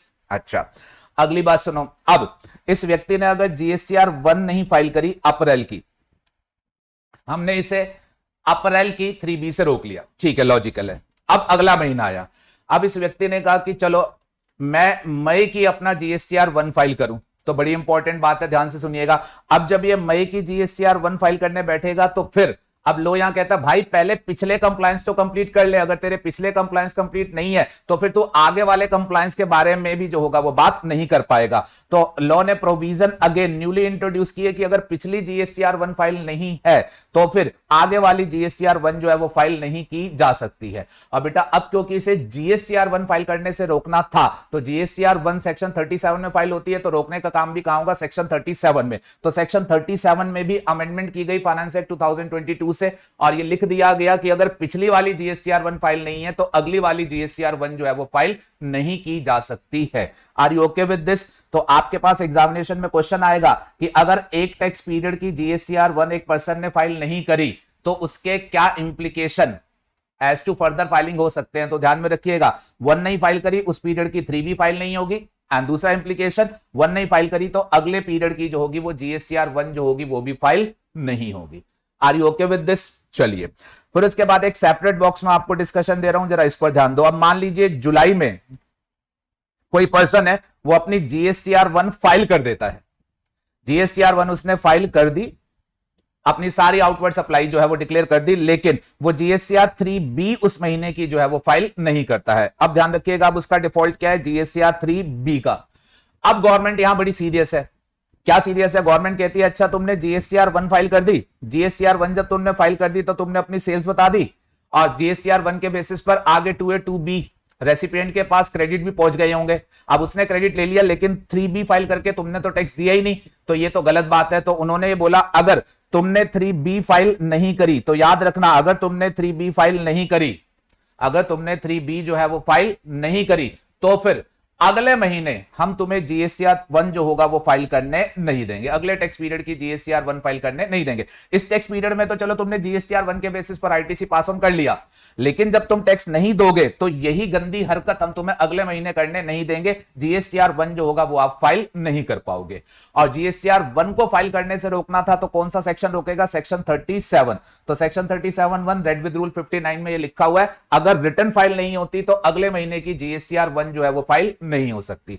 अच्छा, और दूसरी बात सुनिएगा, जब आप जुलाई में इस महीने की रिटर्न फाइल नहीं करोगे तो अगस्त की 1 नहीं फाइल कर पाओगे। इसके अलावा आप अगस्त की जीएसटीआर 3B जो होगा वो भी फाइल नहीं कर पाओगे। क्यों नहीं कर पाओगे? लोग कहेगा भाई तू अगस्त की 3B फाइल करने की बात कर रहा है, उससे पहले जो तेरे पुराने पाप है पिछले वाले उसको तो ठीक कर ले, पीछे का कंप्लायंस हुआ नहीं है, आगे के करने की बात आएगी तो वो आपको अलाउ नहीं किया जाएगा। 3B फाइल करने से कौन रोकेगा? सेक्शन 39 रोकेगा। अब ये क्या है, ये आप सीक्वेंस थोड़ा सा अपने माइंड में सेट करो, सेक्शन कौन सा रोक रहा है वो ज्यादा इंपॉर्टेंट बात नहीं है, कीवर्ड्स बता रहा हूं। जीएसटीआर 1 फाइल करने से रोकने की बात है तो 37 का रेफरेंस आएगा, और 3B नहीं फाइल करने दी जाएगी तो फिर आपका सेक्शन 39 का रेफरेंस आएगा। Are you okay with this? ठीक है जी, चलो। अब ये जो अलग अलग पोजीशन मैंने यहां पर लिखी है आपको, इसमें आपको ध्यान में देखना है, ये जो पॉइंट नंबर 1 है, पॉइंट नंबर 2 है और ये पॉइंट नंबर 3 है, इन तीन केसेस में गवर्नमेंट ने अपने पास ये पावर रखी है कि अगर किसी रीजन की वजह से गवर्नमेंट को ये लगता है कि ये रेस्ट्रिक्शन जो है किसी पर्टिकुलर रजिस्टर्ड पर्सन या क्लास ऑफ रजिस्टर्ड पर्सन के लिए रिलैक्स कर दी जानी चाहिए, तो गवर्नमेंट नोटिफिकेशन से रेस्ट्रिक्शन रिलैक्स कर सकती है। सर क्या किसी के लिए की है? आंसर इज नो, बेटा किसी के लिए उन्होंने नहीं करी है। Government is very strict presently as to return filing. हर एक आदमी को जो है वो रेगुलर बेसिस पर अपनी 1 and 3B फाइल करनी चाहिए, एंड प्रॉपर तरीके से फाइल करनी चाहिए, तो किसी तरीके का कोई रिलैक्सेशन नहीं है। तो आप चाहो तो इस एक्सेप्शनल पावर को एग्जाम पर्पस के लिए इग्नोर कर सकते हो। ये जो मेन प्रेजेंटेशन यहां पर मैंने आपको दिया है, इसको लेकिन आपको प्रॉपर तरीके से ध्यान में रखना है। Are you okay with this? चलिए अब कहानी को और आगे बढ़ा दूं, मैं आपके डिस्कशन के लिए कुछ स्पेशल सिचुएशन दिखा दूं। लॉ ने इतनी बात लिखी है, अब मैं कुछ आपको स्पेशल बातें बता रहा हूं, जरा देखिएगा, आपकी लिंकिंग और ज्यादा बढ़ जाएगी। नाउ मान लीजिए मेरे पास सिचुएशन जो है वो ये है कि हमारे पास एक नॉर्मल सप्लायर है, हमारे पास है एक नॉर्मल सप्लायर, और ये नॉर्मल सप्लायर वो है जो कि मंथली जीएसटीआर 3B के दायरे में आता है। ठीक है, इसका मंथली जीएसटीआर 3B का ऑब्लिगेशन है। अब सुनते जाना जो जो बातें आपने ध्यान से पढ़ी। अब बीइंग अ नॉर्मल सप्लायर, इसके ऑब्लिगेशन, इसको पहले जीएसटीआर 1 देनी होगी मंथली, फिर देनी होगी जीएसटीआर 3B। लिंकिंग समझना। अब इसने अगर जीएसटीआर 1 फाइल नहीं करी तो फिर ये जीएसटीआर 3B फाइल नहीं कर पाएगा, क्योंकि लोग बोलेगा भाई पहले लेवल का कंप्लायंस करो, उसके बाद ही आपको हम 3B करने देंगे। ठीक है, तो ये 3B फाइल नहीं कर पाया। चलो अगले महीने में जब आप आए तो मैंने क्या बताया, अब ये अगले महीने की जीएसटीआर 1 जब फाइल करने की सोचेगा तो ये नहीं कर पाएगा। क्यों? क्योंकि अब लोग क्या बोलेगा, पहले पीछे वाला डिफॉल्ट ठीक करो तभी तो नई की बात करोगे, तो ये यहां पर नहीं कर पाएगा। और अब जब मई की जीएसटीआर 1 फाइल नहीं कर पाएगा तो प्लीज ध्यान में रखिएगा, जब तक 1 फाइल नहीं होगी तब तक 3B फाइल नहीं हो पाएगी। Are you okay with this? फिर अगले महीने की अगर बात करोगे तो सेम, पीछे वाली फाइल नहीं हुई तो जीएसटीआर 1 नहीं कैसे फाइल होगी, और जब जीएसटीआर 1 नहीं फाइल नहीं होगी तो फिर 3B कैसे फाइल होगी। मेरी बात समझ रहे हो? लॉ ने कुछ इस तरीके के प्रोविजन बना दिए हैं कि अगर ये अपने सीक्वेंस में कंप्लायंस नहीं करेगा और प्रॉपर टाइम वाइज कंप्लायंस नहीं करेगा तो इसका डिफॉल्ट जो होगा वो आगे कंटिन्यू रहेगा। अच्छा, अब ये मैं रिपीट क्यों कर रहा हूं, उसकी वजह यह है कि मैं थोड़ी सी आपको बेटर इंटरलिंकिंग देना चाह रहा हूं। अब सुनिएगा, अब बेटा इसका डिफॉल्ट अप्रैल से स्टार्ट होता है, 1 नहीं फाइल करी, 3B रुक गई, फिर मई में अगेन 1 रुक गई, 3B रुक गई। अब जैसे ही इसके, ध्यान में रखिएगा, 2 जीएसटीआर 1, जैसे इसके 2 जीएसटीआर 1 फाइल नहीं होंगे या इसकी 2 जीएसटीआर 3B जो है वो फाइल नहीं होगी, वैसे ही इस व्यक्ति के एंड पे से ई वे बिल के इशू भी जो होंगे वो अराइज हो जाएंगे। आपने ई वे बिल के चैप्टर में एक रूल पढ़ा था, रूल 138E। मैं यहां पर आपको लिंकिंग क्रिएट करके दे रहा हूं। रूल 138E में लिखा हुआ था कि अगर कोई भी ऐसा रजिस्टर्ड पर्सन है जिसकी 2 जीएसटीआर 1 या फिर 2 जीएसटीआर 3B, मंथली वाले की बात कर रहा हूं, नहीं गई, तो फिर ऐसे पर्सन के रिस्पेक्ट में ई वे बिल जो होगा वो ई वे बिल के पोर्टल पर जनरेट नहीं किया जा सकेगा। तो यहां पर ई वे बिल वाला इशू भी जो होगा वो इसे फेस करना पड़ेगा। और प्लीज ध्यान में रखिएगा, अगर आगे ये अभी भी कॉन्टिन्यूस डिफॉल्ट में रहता है तो आपको अगली लिंकिंग ये ध्यान में रखनी है, अगर 6 महीने से इसका इसी तरीके का कार्यक्रम चला तो 6 महीने अगर इसने इस तरीके से अपनी रिटर्न जो है वो फाइल नहीं करी, 6 महीने से अगर इसने अपनी रिटर्न जो है वो फाइल नहीं करी, तो बेटा ध्यान में रखेंगे तो फिर रजिस्ट्रेशन कैंसलेशन के प्रोविजन जो है वो भी इस व्यक्ति के अगेंस्ट जो है वो प्रॉपर ऑफिसर जो है वो इन्वोक कर सकता है। सेक्शन 29 कैंसलेशन, सेक्शन 29(2) में ऑफिसर के पास कैंसलेशन की पावर थी, एंड उसमें यह कहा गया था कि अगर कॉन्टिन्यूअस 6 महीने तक 6 मंथली रिटर्न जो है वो एक नॉर्मल मंथली सप्लायर नहीं फाइल करेगा जीएसटीआर 3B वाला, तो उसका रजिस्ट्रेशन जो है वो कैंसिल किया जा सकता है। यहां मैं दोहराना चाहूंगा बेटा, अब 2 जीएसटीआर 1 या 3B इनमें से कुछ भी हो, आपका ई वे बिल का इशू आ जाएगा, और 6 मंथली रिटर्न के डिफॉल्ट होने पर आपका रजिस्ट्रेशन कैंसिलेशन जो है वो भी किया जा सकता है। क्लियर है? अच्छा, अब ये सेपरेट चार्ट याद रखना। अब इसके कंपैरिजन में हम बात करते हैं, हमारे पास एक नॉर्मल सप्लायर है, लेकिन वो जो नॉर्मल सप्लायर है वो हमारे पास कौन सी कैटेगरी का है? वो हमारे पास क्यूआरएमपी कैटेगरी का है। अब वो क्यूआरएमपी कैटेगरी का है तो उसको अपने कंप्लायंसेस जो है वो क्वार्टरली बेसिस पर करने हैं। देखना, थोड़ा अच्छा सा याद रख लो। अब इसको अपनी जीएसटीआर 1 जो है वो भी क्वार्टरली देनी है, जीएसटीआर 3B जो है वो भी क्वार्टरली देनी है। अब इसने पहले क्वार्टर की जीएसटीआर 1 नहीं दी, जब तक जीएसटीआर 1 नहीं दोगे 3B नहीं दे पाओगे, डिफॉल्ट में खड़े रहोगे। अच्छा, अगला क्वार्टर चढ़ा, जब तक पिछले क्वार्टर की जीएसटीआर 1 नहीं दोगे अगले क्वार्टर की जीएसटीआर 1 नहीं दे पाओगे, और अगर जीएसटीआर 1 नहीं दे पाए तो अगेन 3B जो होगा वो नहीं दे पाओगे। अब इस तरीके से आपके जैसे ही दो क्वार्टर्स के डिफॉल्ट हो जाएंगे, जैसे ही आपके 2 क्वार्टर्स के डिफॉल्ट हो जाएंगे, तो आपके ये 2 क्वार्टर्स के डिफॉल्ट जीएसटीआर 1 के या जीएसटीआर 3B के जैसे ही हो जाएंगे, आपका रूल 138E पिक्चर में आ जाएगा। और अब ऐसी कैटेगरी के क्यूआरएमपी सप्लायर के रिस्पेक्ट में जो होगा वो ई-वे बिल पोर्टल पर जो होगा वो जनरेट नहीं किया जा सकेगा। ई-वे बिल पोर्टल जो होगी वो इसके रिस्पेक्ट में ऑटोमेटिकली जो होगा ई-वे बिल का जनरेशन जो होगा वो ब्लॉक कर देगी। अब यहां पर यह ध्यान में रखना है कि यहां पर 2 क्वार्टर के साथ ही इसका रजिस्ट्रेशन का कैंसिलेशन जो है वो भी इन्वोक किया जा सकता है as per section 29(2) read with rule 21। Are you okay with this? पीछे और इस वाले में आपको क्या डिफरेंस समझ आया कि पीछे वाले केस में जो मंथली वाला था उसकी 2 महीने की रिटर्न के बाद ई-वे बिल का इशू आया था और 6 महीने की रिटर्न के बाद कैंसिलेशन का इशू आया था। लेकिन जो आपका क्वार्टरली वाला होगा इसकी 2 क्वार्टर की रिटर्न के बाद ई-वे बिल का इशू आ जाएगा और साथ ही साथ जो होगा रजिस्ट्रेशन कैंसिलेशन का भी जो है वो इशू आ जाएगा। Are you okay with this? चलिए, तो इस तरीके से अगर वो स्टेट अवे क्वेश्चन पूछ ले तो होपफुली अब आप जो होगा वो बेटर तरीके से एग्जाम में आंसर कर पाओगे। एक लास्ट पोजीशन आपको और दे देता हूं, हमारे पास है कंपोजिशन सप्लायर। कंपोजिशन सप्लायर पर भी कभी कभार क्वेश्चन आते हैं तो इसको और कर लेते हैं। अब जो कंपोजिशन सप्लायर होते हैं इनको जीएसटीआर 1 और 3B नहीं फाइल करनी होती, इनको तो जीएसटीआर 4 अपनी रिटर्न फाइल करनी होती है। और आप सभी को पता है जीएसटीआर 4 इनको लो ने क्या बोल रखा है, भाई तू कंपोजिशन सप्लायर है, छोटे लेवल का है, तो तू साल की अपनी रिटर्न जो होगा वो अपना मुझे जीएसटीआर 4 फॉर्म में 30 अप्रैल तक जो है वो फर्निश कर दियो। अब प्लीज ध्यान में रखना, बड़ा इंपॉर्टेंट पॉइंट है, कंपोजिशन सप्लायर जो है इनके एंड पर जीएसटीआर 1 है ही नहीं तो उस एंगल से बात ही नहीं करूंगा, 3B भी नहीं है लेकिन रिटर्न तो है जीएसटीआर 4 तो इस एंगल से मैं बात करूंगा। अब इनकी पूरे साल की एक रिटर्न जाती है, लेकिन आपको क्या स्पेशल मैंने बताया था, गवर्नमेंट जब इनसे टैक्स पेमेंट लेती है तो कहती है रिटर्न भले ही साल के बाद दे देना बट टैक्स पेमेंट जो होगा वो क्वार्टरली बेसिस पर करोगे। तो मैंने आपको बताया था कि इनको हर क्वार्टर की टैक्स पेमेंट करनी होती है। पहला क्वार्टर खत्म हो गया 18 तारीख तक पेमेंट करो, इंटीमेशन पोर्टल पर दो। दूसरा क्वार्टर खत्म हो गया 18 तक पेमेंट करो, इंटीमेशन पोर्टल पर दो। तीसरा क्वार्टर खत्म हो गया पेमेंट करो, इंटीमेशन पोर्टल पर दो। चौथा क्वार्टर खत्म हो गया पेमेंट करो, 18 अप्रैल तक इंटीमेशन दो और फिर फाइनली 30 अप्रैल को जो है वो अपनी जीएसटीआर 4 की रिटर्न जो है वो सबमिट कर दो। अब यहां पर आप ध्यान में रखेंगे कंपोजिशन सप्लायर के एंगल से ई-वे बिल को लेकर के कब प्रॉब्लम आ जाती है, बहुत बढ़िया आप याद रख पाओगे।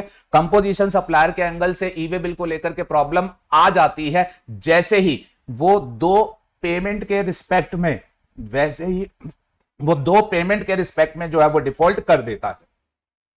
उसके अगर 2 क्वार्टरली पेमेंट टाइम से उसने नहीं किए, मतलब उसने 2 पेमेंट नहीं किए, उसका इंटीमेशन नहीं गया, पेमेंट आउटस्टैंडिंग है, तो फिर रूल 138E इसका यहीं पर जो होगा वो ई-वे बिल वाला रिस्ट्रिक्शन जो होगा वो एक्टिव कर देगा। Are you okay with this?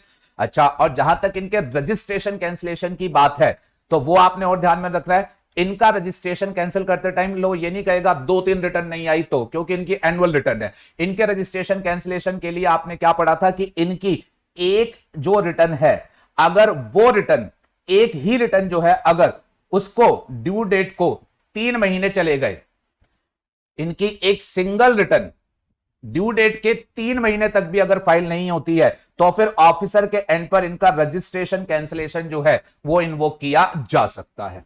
तो ये 3 चार्ट मैंने आपको इस एंगल से दिए हैं कि आपको किसी भी एंगल से वो कहीं से भी लिंकिंग में पूछ ले, आपको जो होगा ये आसानी से जो होगा वो याद हो जाएगा।